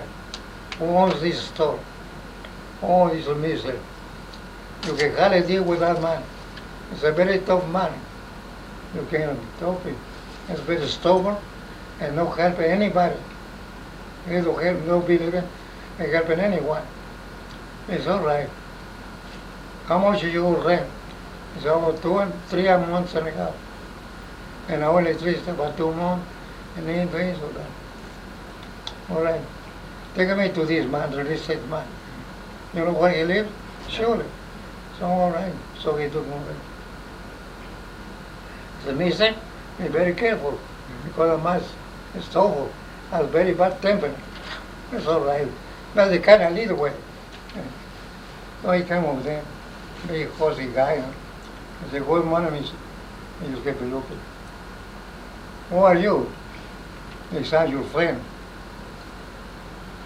My friend? Yeah. No enemy. I said, what can I do for you? I said, you are the owner of that store where these people are living? He said, so what? He said, they owe you some rent, huh? Oh yes, this man, look, they don't want to pay, they want to live free, they want, yeah. No, he's willing to pay you. I know that business improve. Well, just now, the poor man is a hot water. He can do much for you. So I know, oh, be nice man to be nice to this man. If you are nice to them, be sure he's going to pay you every bill. And be better for you too. If you leave that store, you add more trouble to the city. You look around, go around yourself, see how many empty stores. They are all around the world. They offer them almost free, just to see how should around the neighborhood. So that would be foolish. If you do that, you cut in your own neck. So you think, so what you want to do? It's you and I.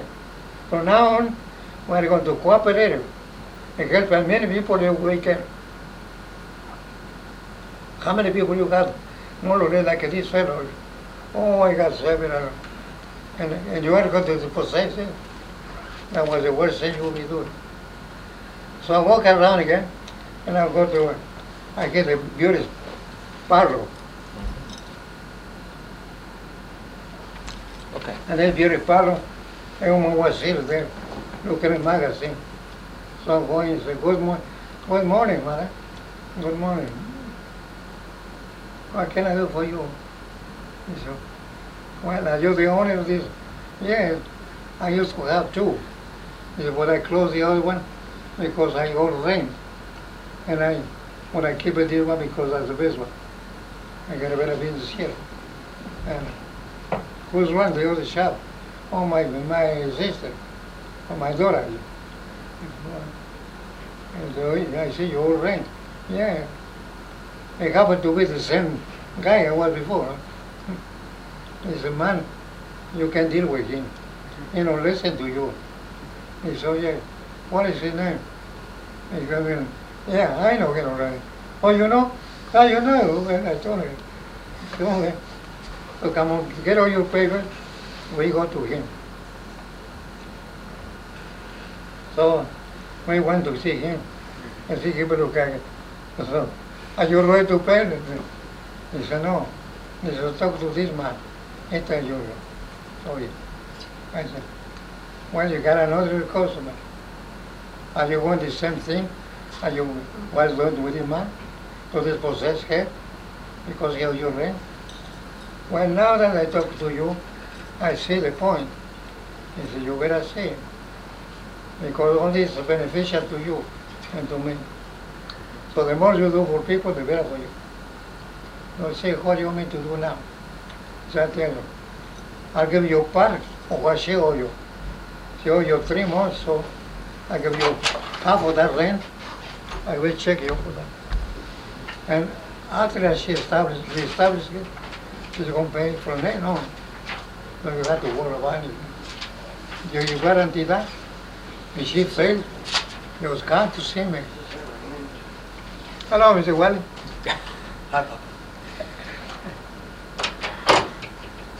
But she failed, you was come to see me. And I take it care of it. So, and I went around like that, doing like that. I found so many people. so many places. And I went to a barber shop. I was going to have a haircut. And the man was in the chair, just sleeping. No business. No business. Is that the way you do the kind of business of sleeping in the chair? Was nothing to do. Yes, you got a nice job right here. Can you call my guy? Sure. He was glad. So we talked, you know. I said, how many men you work here? I said, you got 3 chairs. Oh, he used to have 3. Well, now I can afford. I can pay them because with no customer. Nobody got money to pay. The same thing all over. So? After you left New York, where'd you go? After New York, I came to Lufkin, Texas. Lufkin, Texas? Why'd you move to Lufkin? I went to meet my son relatives or my sister-in-law. They lived in Lufkin? Yeah, in Lufkin. Did you paint there also? I better. Did you paint in Lufkin? Yeah, I did some painting, some signs, sign work in different stores.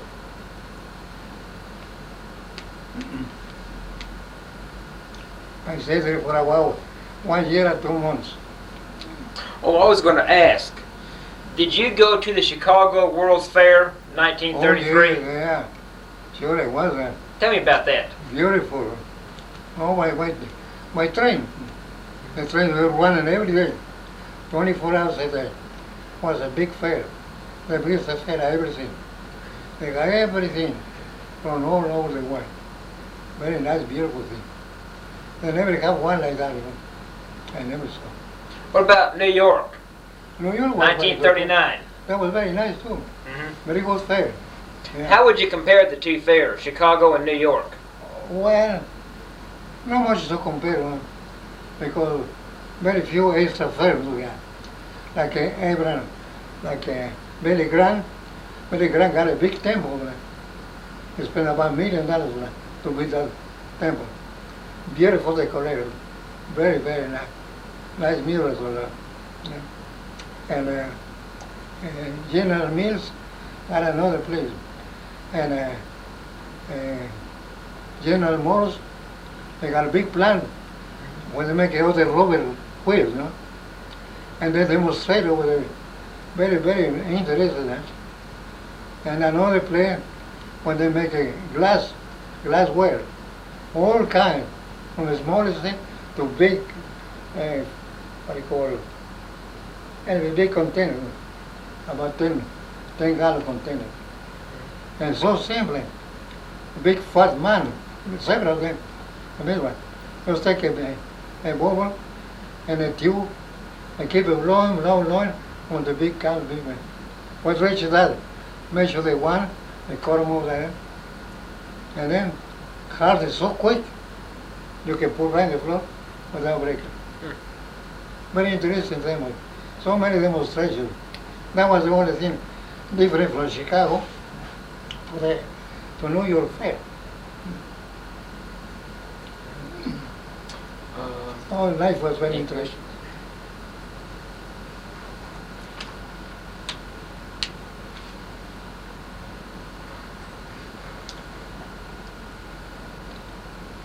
How long did you live in Lufkin? Entonces I stayed from 1981 to 1922.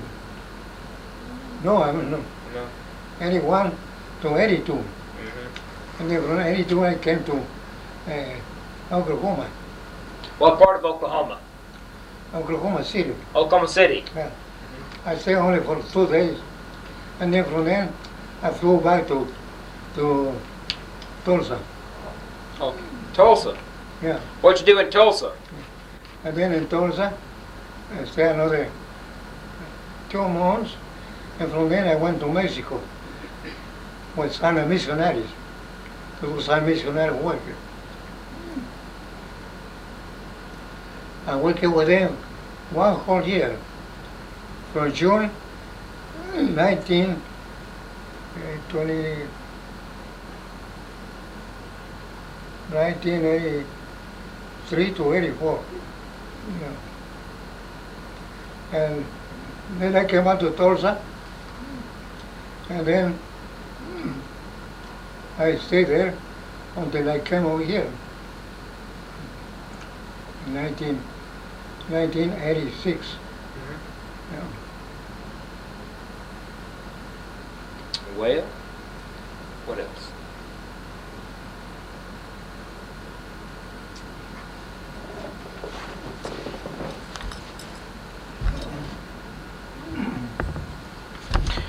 Well, Papa, you getting tired?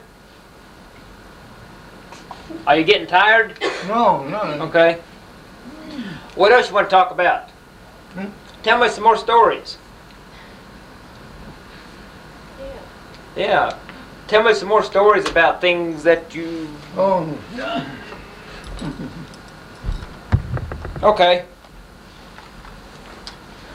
Just tell me some more stories. well, there's not much to them. After I came over here, I get acquainted with these lovely people over here. They got to treat me so nicely, so friendly, very loving people.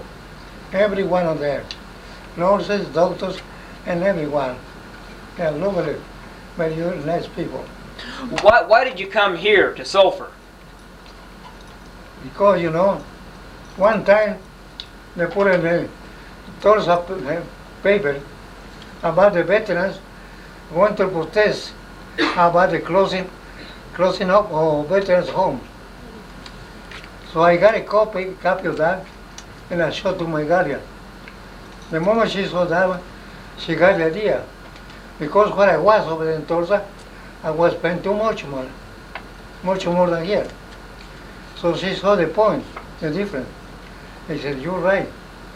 We are paying too much over here. The whole pension check over there, and beside more. So you go over there, you'll be saving about 30% of your pension. So you agree? I said, that's a very good idea. I could ask him about what happened last summer when people tried to steal him from him. Yeah, go ahead. Papa, do you remember I think it was last spring, last summer, when those missionaries tried to take you away from here? Yeah. Why did they do that? Because they were interested in money. I donate so much of them.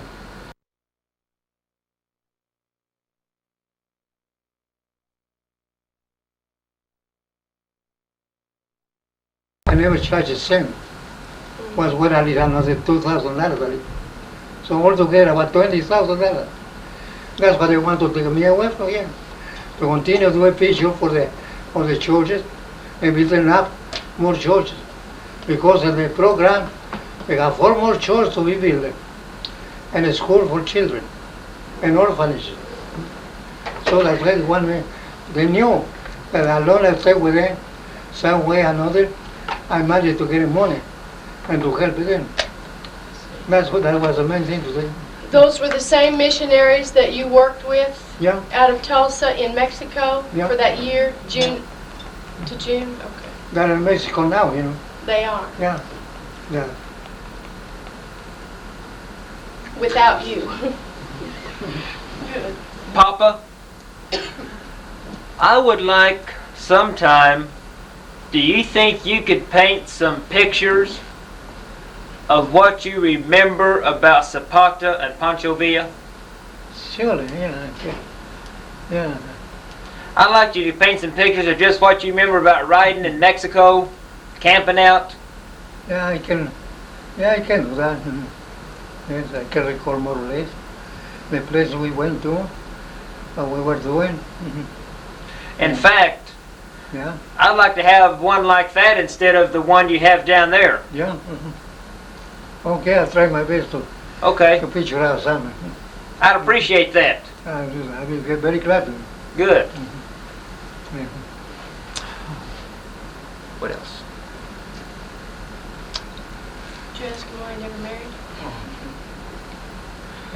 You ever get married? Well, You ever get married? no, No? never. Was too busy traveling. Cannot try to make a love to anyone. Mm-hmm. And I was around a beautiful girl in my profession, a beautiful models, all very in nice shape, all nationalities, all languages, all very beautiful girl. Nice, beautiful collection of flowers there. How many languages do you speak? And well, Spanish, English, little French, and German. So you speak 4 languages. Yeah. I can't even speak English. Okay.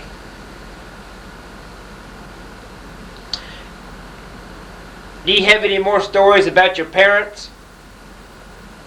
Well, there's not much to do.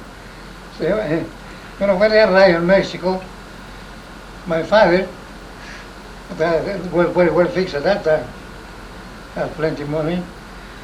The first he bought 10,000 acres of land. And those 10,000 acres, he divided land in 2. One half for the cultivation, and the other half to build up a nice village. Yeah. And he gave it the name of Maria Village, Maria Villa. In English, Mary's Village. That was the name. And he built a beautiful bungalows for people working in the field. And the offices, pardon, and offices and laboratory for the technicians. We used to have always 2 veterinarians in charge because we got so many horses, mules, burros, and other animals. So they were permanent working like that. And he used to maintain 50 horses, very beautiful, for the Mexican army. Every year they come and assign 50 horses to the Mexican army. And they were very choosy. They got to be 100% very healthy, or else they won't take it. That's why we got a veterinary take care of them every day. Examine the eyes, the nose, the mouth, the teeth, the hoofs, everything pertaining to animal. Is the village still there? Well, Is the village still there? oh, that was destroyed right from the beginning, completely. Why was it They destroyed? decided to fire, mostly by fire. By fire, and send dynamite on it. So throw dynamite on the big buildings because of spectrum. And at that time, rich people, they don't believe in banks. They used to bury the money and leave it in the field and different parts of the trees, under the trees mostly. So the people knew that. And the first thing, they started to dynamite different spots. And they found a lot of money, jewelry and trunks full of money and everything.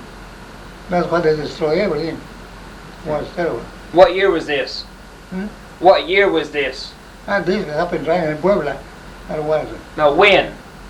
And at the beginning of the war, Oh, about 1910? 1910. Mm-hmm. Yeah. Hmm. But 2 days after, then Mm-hmm. destroy everything completely. What work did you do in the village? And that work, I was doing painting most time. You were That's what painting then? Yeah. Painting. Mm-hmm. And my sister was a teacher, teaching the children Mm-hmm. how to paint, how to read, how to speak and everything. Yeah, because was very intelligent girl. She was raised in a Catholic convent, and they taught her everything: how to write, how to sing, how to dance, play the piano, play any instrument, and dancing. Was very accomplished in everything. So she opened her own school to help her teach the people to do that. It was a beautiful village. Very, very nice. Everything so cool. All full of flowers. Flowers everywhere. And nice fruit trees. Yeah. You got a beautiful place. What kind of man was your father? Oh, my very well. A tall fellow. About your size, man. Yeah. With heavy mustache that you. Yeah. Always very particular about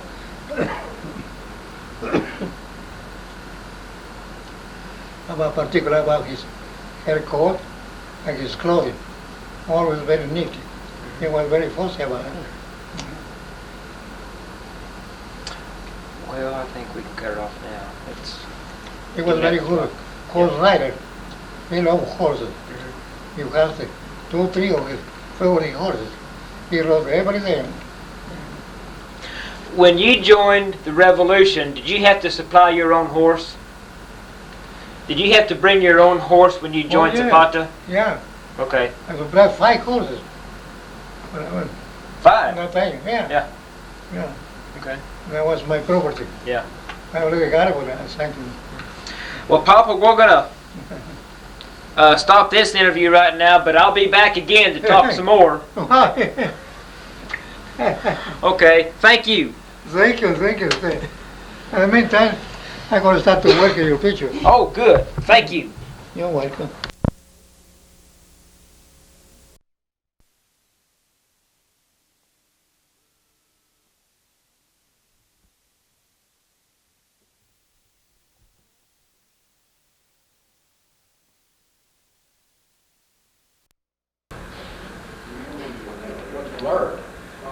Okay, see the white rail on your right there in front? You can focus it in with that. Get to know him.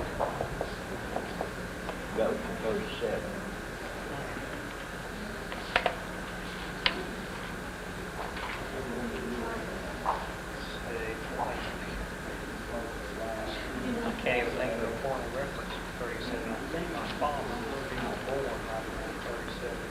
That's the best I can do. I got a boy. He was born while I was the same day. I got wounded the same day he was born. Oh, man.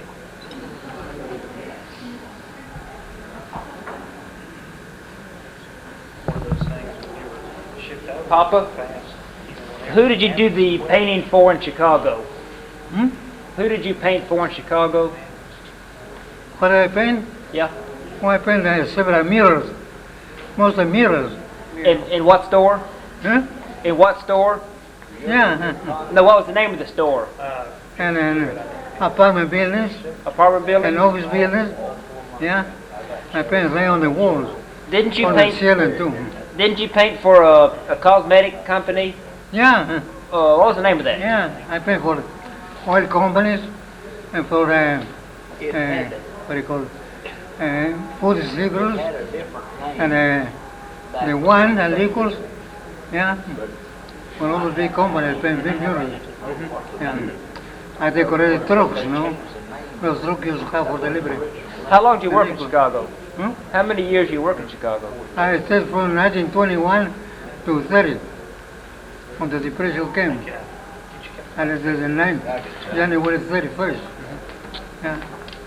And I went to New York and stayed there 47 years. 47 New years. York, yeah. Because one nothing to do in Chicago. No business, all completely went now. All closed up. Nobody do anything. All you could see there just people killing themselves because they lost fortunes. Huh? They killed themselves. Yeah, they couldn't take care of them, so they got to destroy themselves. They just went crazy about it. Men and women, all killed them. It was terrible. And you painted in New York? Hmm? And you painted in New York? Oh yes, you know. Yeah. I never out of work in New York. That was the very beginning. I created my own jobs over there. Yeah. I going around help people. Yeah. I went several stores. Start with one store. Used to be very successful grocery. When the depression came and ran out completely away. It was run by the wife, the father, and 2 sons. Yeah. And the whole thing was running with the depression. I was so depressed, they got 3 months rent, and I owned the telephone company, the light company, gas, everything was. They were in terrible shape.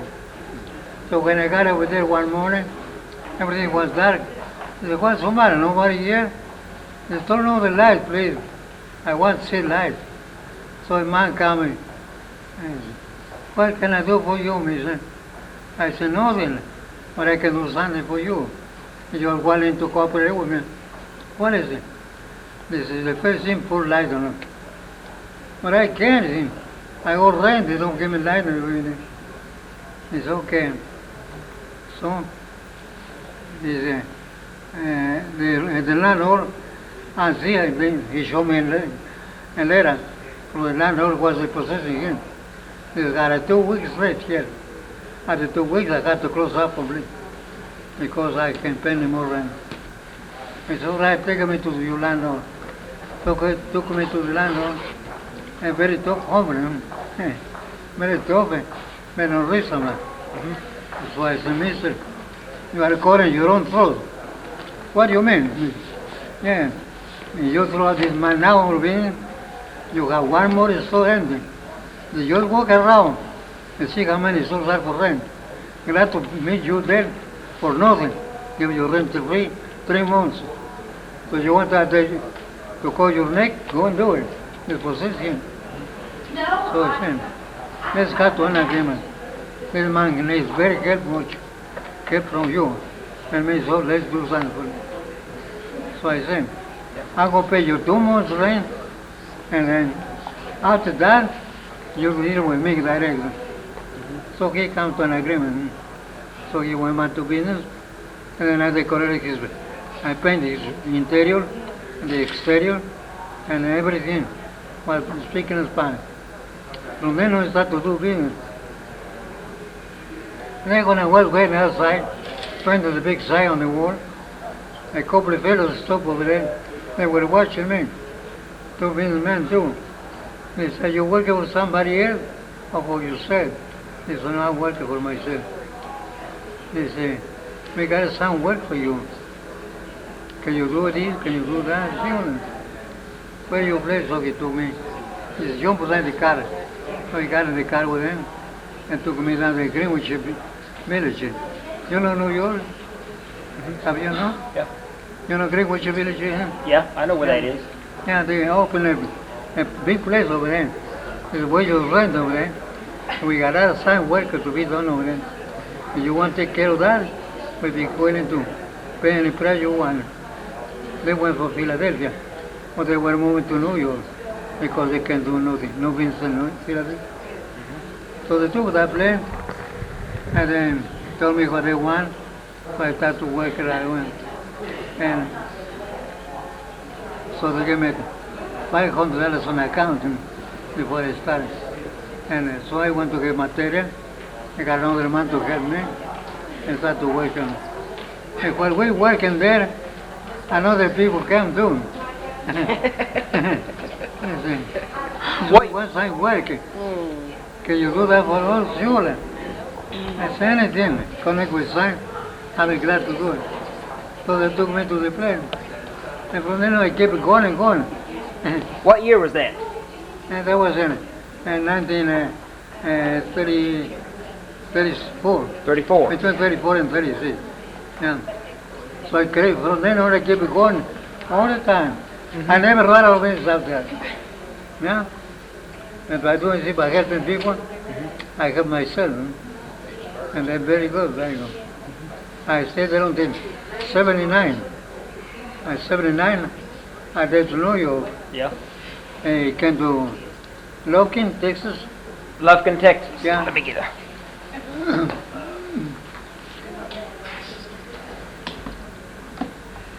And from Lufkin, Texas, I stayed about 2 years there. And then I came to Tulsa. Yeah. And I stayed in Tulsa until I came here to the Methodist Center. Yeah. Which I am now. Yeah. Very nice place. Tell me again about Pancho Villa. Tell me again about Pancho Villa. about Pancho Villa. Oh, Pancho Villa. Yeah.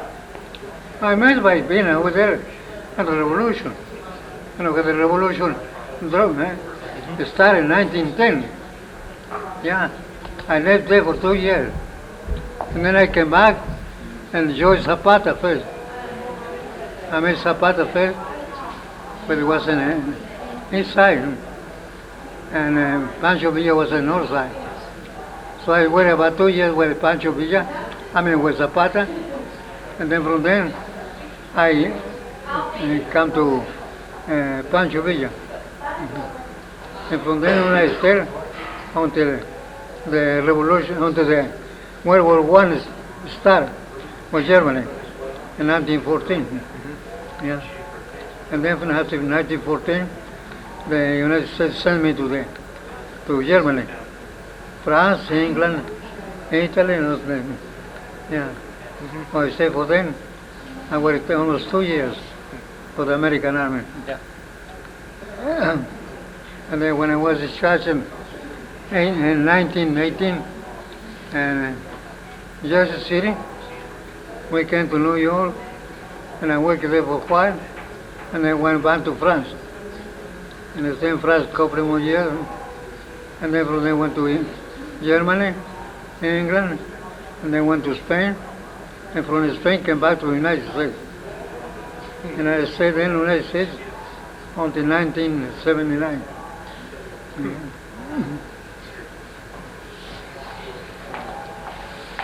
Hello. I'm fine. How you doing?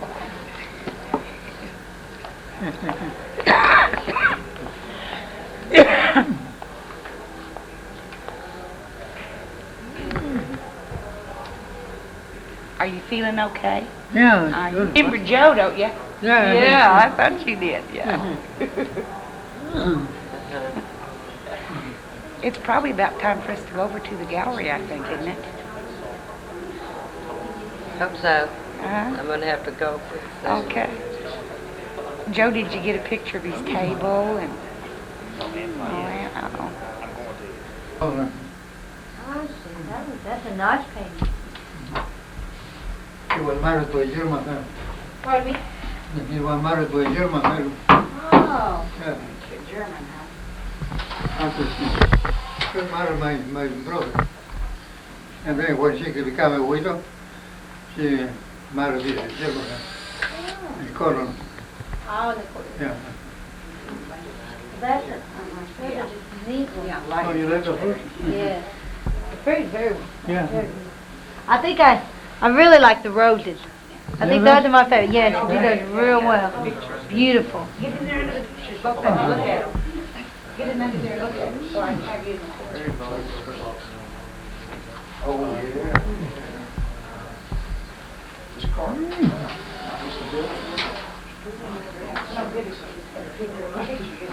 Papa? Cold. Where is this painting? This painting. You know, Oh, man, when I painted in Lufkin. Yeah, near my home when I was living. Yeah. We also a farmer over there. Rogers. Come over here. He had a beautiful place over there. It's quite different than the frames, you know. Definitely. I could recognize the frame. The girl in this picture here looks to me like the girl was holding the lamp, isn't it? That's a Rebecca picture. Yeah, very nice. That's what I was originally, my original degree was. I stayed up like 5 years at high school work. And I came back from my original country. So I don't have that. Between the Veteran Center and Tulsa. Yeah. Papa, can you tell us about some of the pictures? Can you tell us about some of the pictures? Do they have any special meaning to you? No, only the beauty. Yeah. The beauty for composition.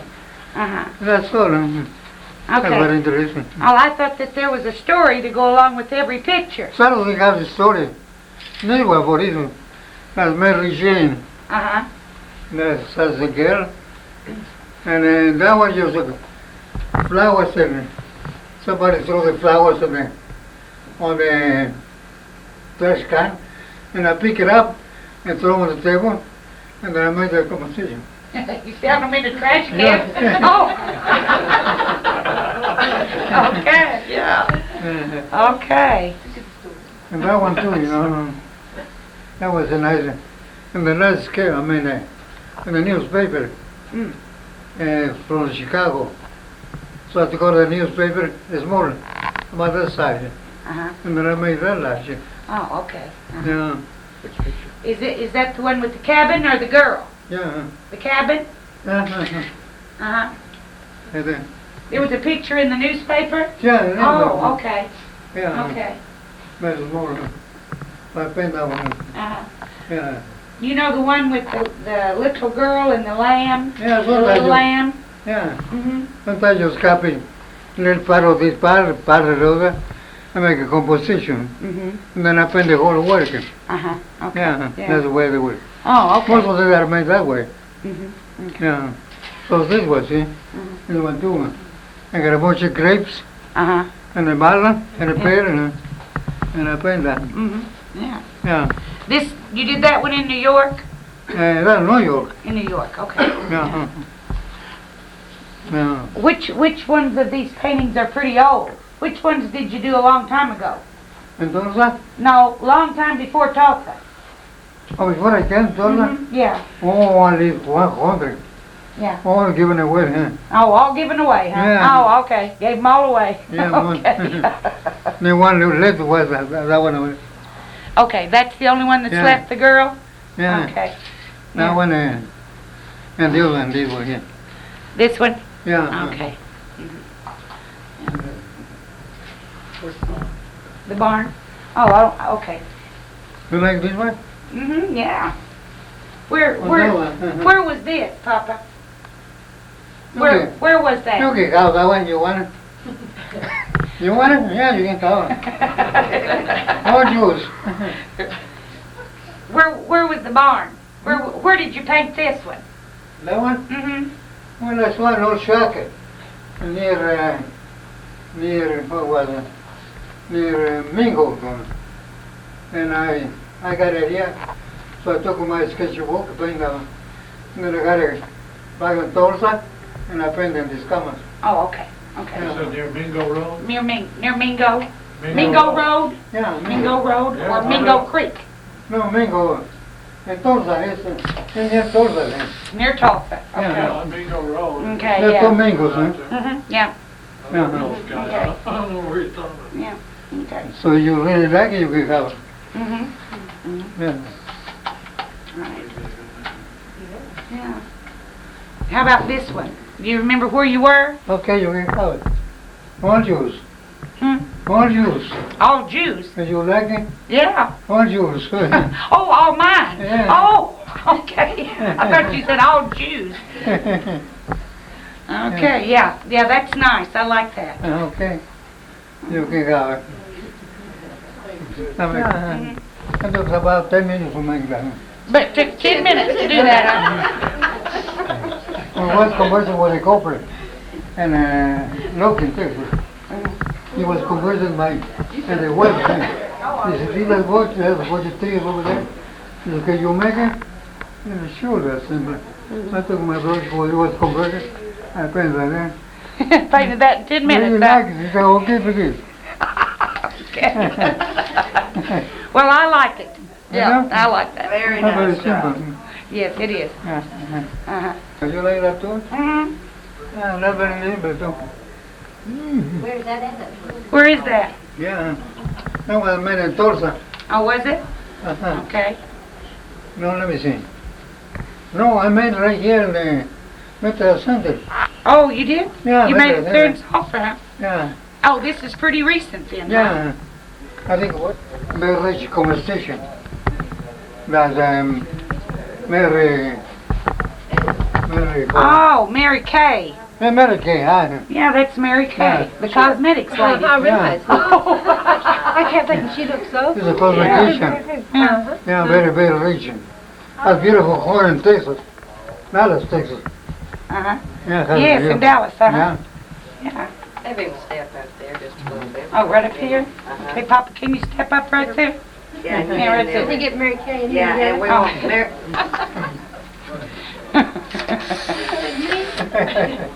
Very good. Yeah. Yeah, okay. And then, so you painted her, yeah, okay. Did she see it? Yeah, Did no, she see yeah. it? Yeah, okay, good. I made small one for her. Oh, you made her It's over small? here, yeah. Ah, And this okay. is what I kept for myself. Uh-huh, okay, yeah. The sister. And the other one, my husband was raised in Tulsa, so he swam in all these places. Mary Kay. Mary Kay. Mary Kay. Center. After about a month, I came to Veteran Center. I Uh-huh. made that one. Okay, that's recent then. Yeah. That's, Somebody got some ashes on you or something like that. Papa, would you paint a picture of Pancho Villa? Yeah. Well, I paid several. I made a lot of sketches today. Yeah. I'd like to have a picture of Pancho Villa. Yeah. Well, but I have no now. You don't have any Oh, now? No, Could you paint another one? sure I can paint one. Okay. Yeah, I can paint. What do you want to his horse? Or his horse or what like that? I painted several. Two in the horse, another lay down and sleeping, another just sit down like that with a big hat, you know. Yeah. What happened to him? Yeah. So you got a choice. Yeah. Which one you like? However you want to paint it. Anyone? Yeah. Okay. Then I paint you one with a horse. Okay. Yeah. But I can remember exactly his features. You have one, I have a photograph Yeah. of him. or I bring that one and make it and put in the horse. Okay. Okay? Good. Yeah. Any size you want. Any Whatever size you want to make it. Okay, any size you want. Yes. Okay. Yeah. And, I'll be up there next Tuesday, and you yeah, gotta. Hmm. in any case, I'm not there. Give it to Virginia. Okay. Give it to Virginia. Okay. Yeah. Thank you.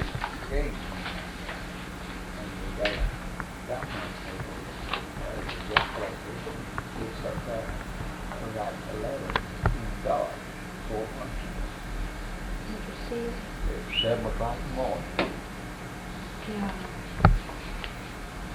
He's right there.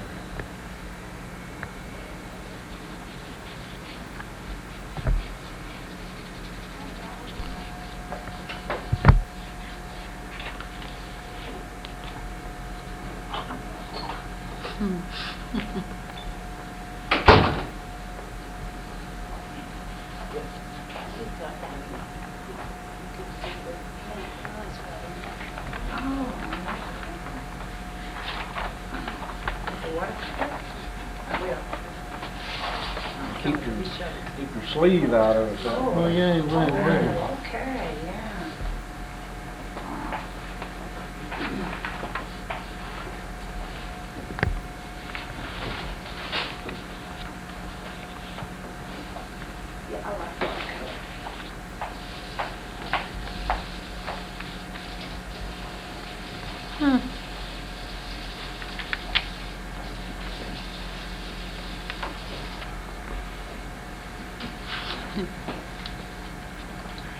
Yeah, that's gonna be like the barn.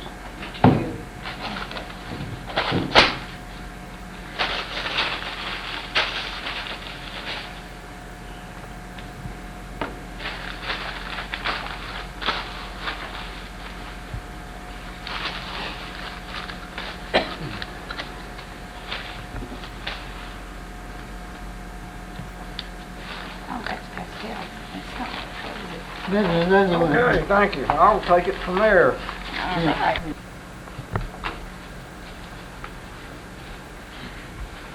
All right.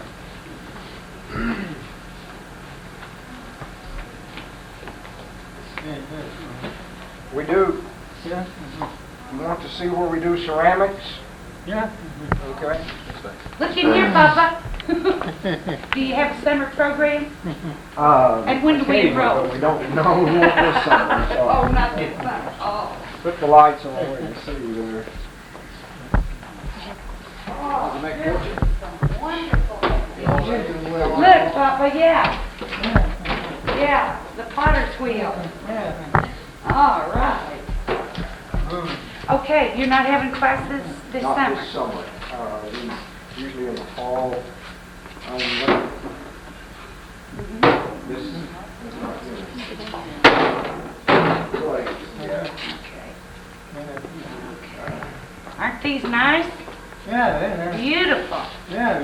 Yeah. Oh, look at there. Oh, yeah. Okay, so you're having classes in the fall? Mhm. Oh, okay, so what's this course called? It's, we only have one, and it's called Introduction to Clay. It's just Oh, beginning okay. pottery. Okay. Introduction to clay. Okay. Okay, we're going to come over and take a course, Papa. Yeah? Introduction to clay. Look at this, Jim. Can you imagine this potter's wheel? Yeah. See, Jim loves ceramics. And he does pouring for me and all that, and painting and all. But this is really a creative thing. We never have done any, we don't have any molds. We just either hand build or do our own pottery wheel. We're going to come take courses, Jim. Introduction to clay is the name of the course. Isn't that nice? How you pour it? I don't pour it on it, like it on the potter's wheel.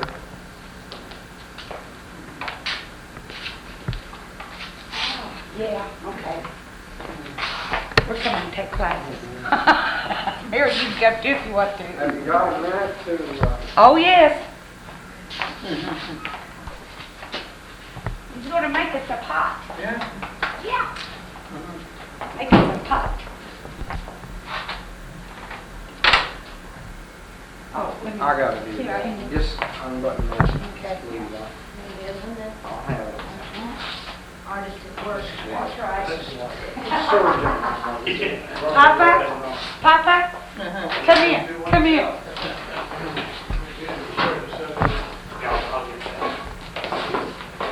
You've seen this before, haven't you? Yeah. You've seen the potter's wheel. Yeah, Mexico they do that. There you go. Yeah, Yeah, Mexico. that. You want to sit down right here? You want to sit down and rest? Yeah. Okay. Leg work. That's right.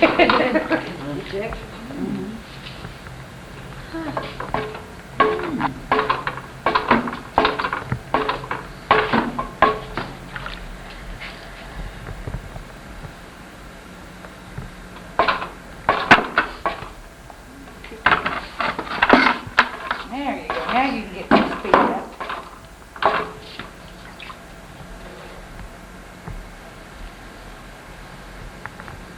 Do you like this better than the electric? No. I think so. Budget crunch again, right? You can do just as good a work on this as you can Yeah. with the electric, but if you were going to do it all day long, Yeah, then it would right. get tiresome.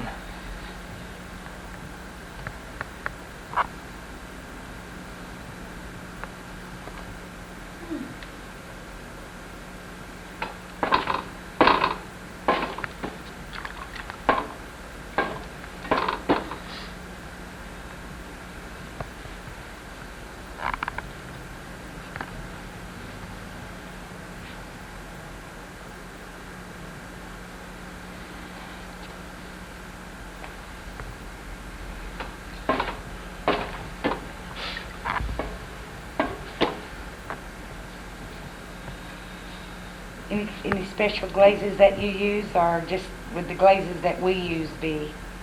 See, your glazes look different. We probably fire at a higher temperature than you do. Okay. Don't we fire at 4 something? Well, we fire some of the glazes at cone 4. 4 Some- or 04. 04, uh-huh, 04. We fire everything at either 5 or 6 or higher. Okay, From yeah. 5 to 10. Yeah. And that's not 05, but But 5 and above. At about 2100 to 2400 degrees, Okay. which is about 600 degrees hotter probably than you're doing. Well, we're doing your about electric 1300 usually. system. Uh-huh. Uh, But my kiln will take the hotter fire. Mm-hmm.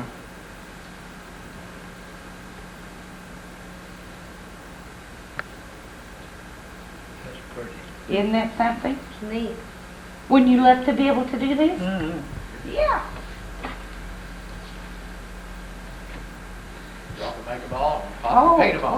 we're gonna come take classes. That's what we're gonna do. It's called beginning clay. Do I have to pay for it? Beginning clay. Oh, no, we'll run a raffle and Yeah, okay, all right. Yeah, we'll run a raffle and come up with the money and come take the class. It's a lower level class apparently, right? Clay one, beginning clay. How much an hour? He's one he's expert right there. Oh, okay, how much an hour?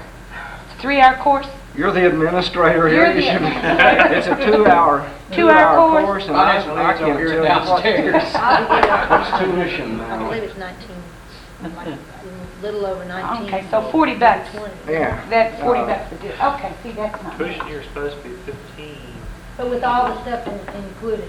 Yeah. You with all can't the stuff included. Well, see, that, it may not be And then are there lab fees? take it as a I it's not a course. generally charge is it community just a service? nominal It might be, fee for materials and so Okay, forth, uh-huh. but it's not Okay. over $5. Well, I didn't bring my lifters over, but I could lift that off and set it aside. And Okay. We're going to get a program. Where's the lifters? I'll get them if I can. Isn't that pretty? Yeah, yeah, Right. very nice.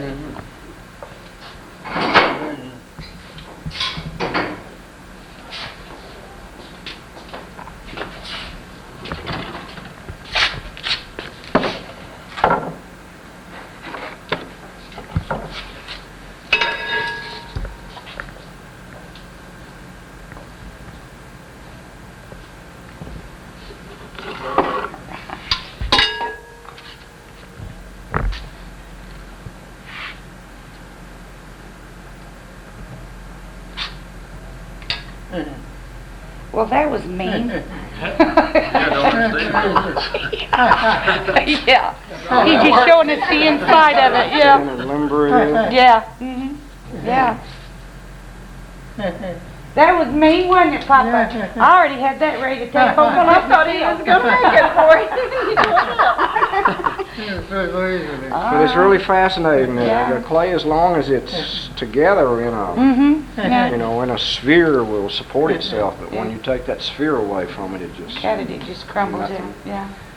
to it all. But that's Okay. we play with that in the ceramics class, and a lot of things are hand built, such as Yeah, square slab things like that that are just rolled out of slabs and joined together. You've probably done Yeah. some of that. And Oh, these are some wonderful things. things that have been left over. We like to experiment with formulas and recipes that we make up ourselves, and students bring in clay that they've dug locally, and we try it. And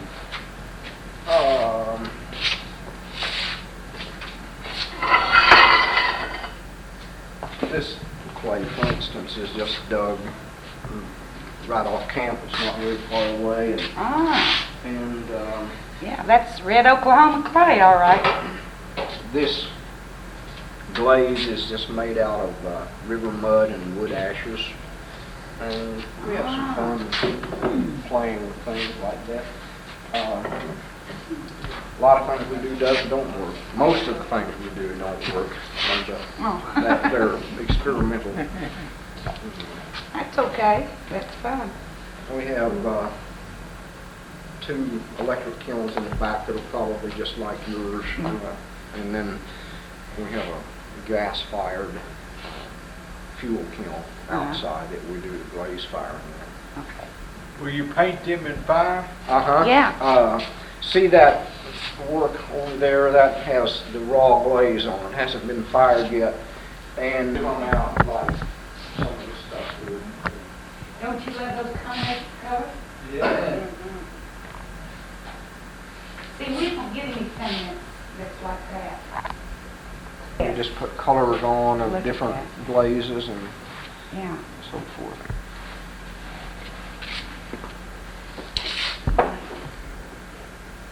And we do a lot of line blending. Those were just experimental cups, but Right. different glazes used together, and Yeah. they're not successful, but the spots in there we know how to avoid. That wasn't accidental, really. But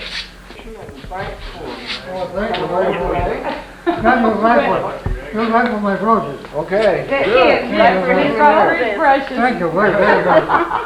Thanks so much for coming. Wonderful. Okay. Stand still a second, Papa. Oh, Just let's stand see. still. Oh. He's gonna take a picture right here. Oh, okay. Yeah, okay. Yeah, Joe, oh, you want to take a picture of that? Okay. Oh, yeah. Yeah, just Oh, with a me? picture with Papa, yeah.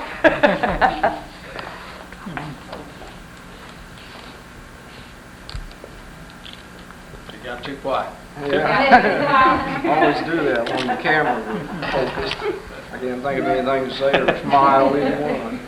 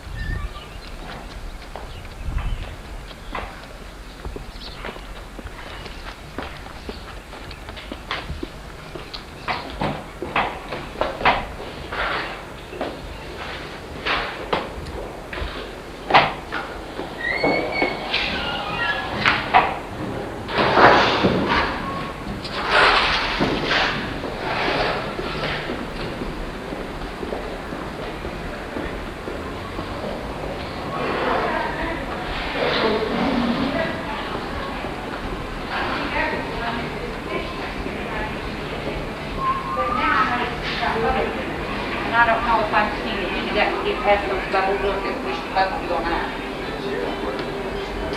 Yeah. Try to get it on now. Get it back in, you don't get it set, find out what the temperature is, and then move it down to the number. That's where you had a good conversation, but you gotta have something set. That's right. You just do it in that way. Well, that was out of the fish tank, you know, so. So you can't really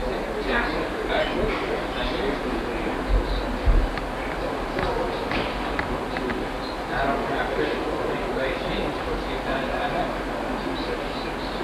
Well, I'll tell you what, I it's, don't know what's too hot or too cold. I don't either. I'm not positive. The book that these papers come to, It just says 101, 100, which is, 101. which is 101 is higher than I ever put my kids.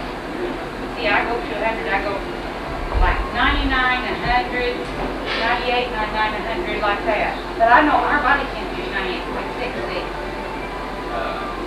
What we sort of, maybe, I said that in that, start with, get down on the last week. Really? He thinks they're okay, huh? Well, I've got, about 8, I should, I would open it. You're not gonna be able to handle it until I don't think that you're actually started. so the black dots in the top. Yeah,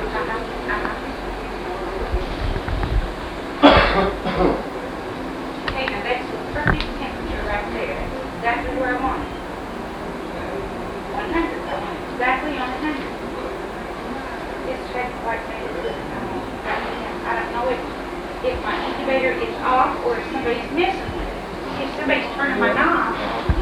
Joe, I gotta go run my canteen card. I'll see you in a little bit.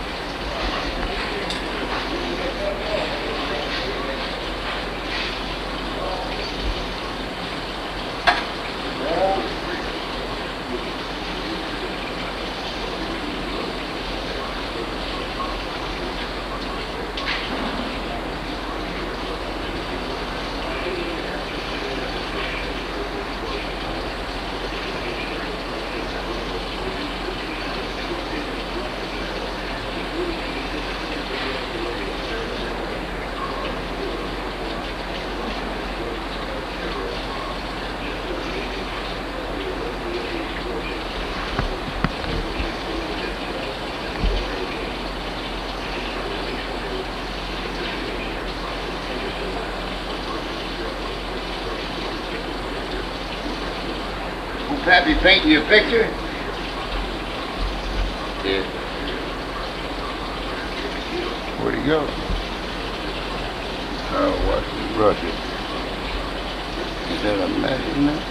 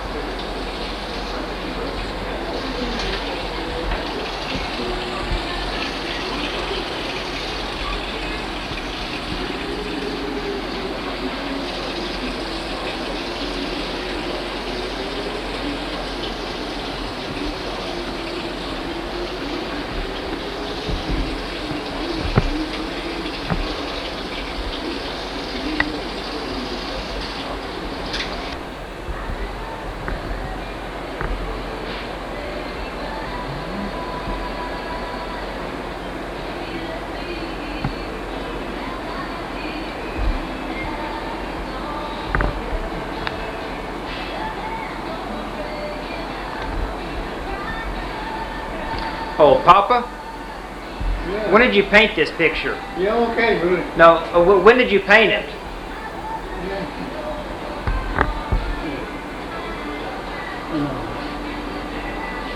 When did you paint that picture? This one? Yeah? You want me to hold the time? Yeah, when did you paint that? Yeah. When did you paint that picture? When? Yeah? Oh, about 2 months ago.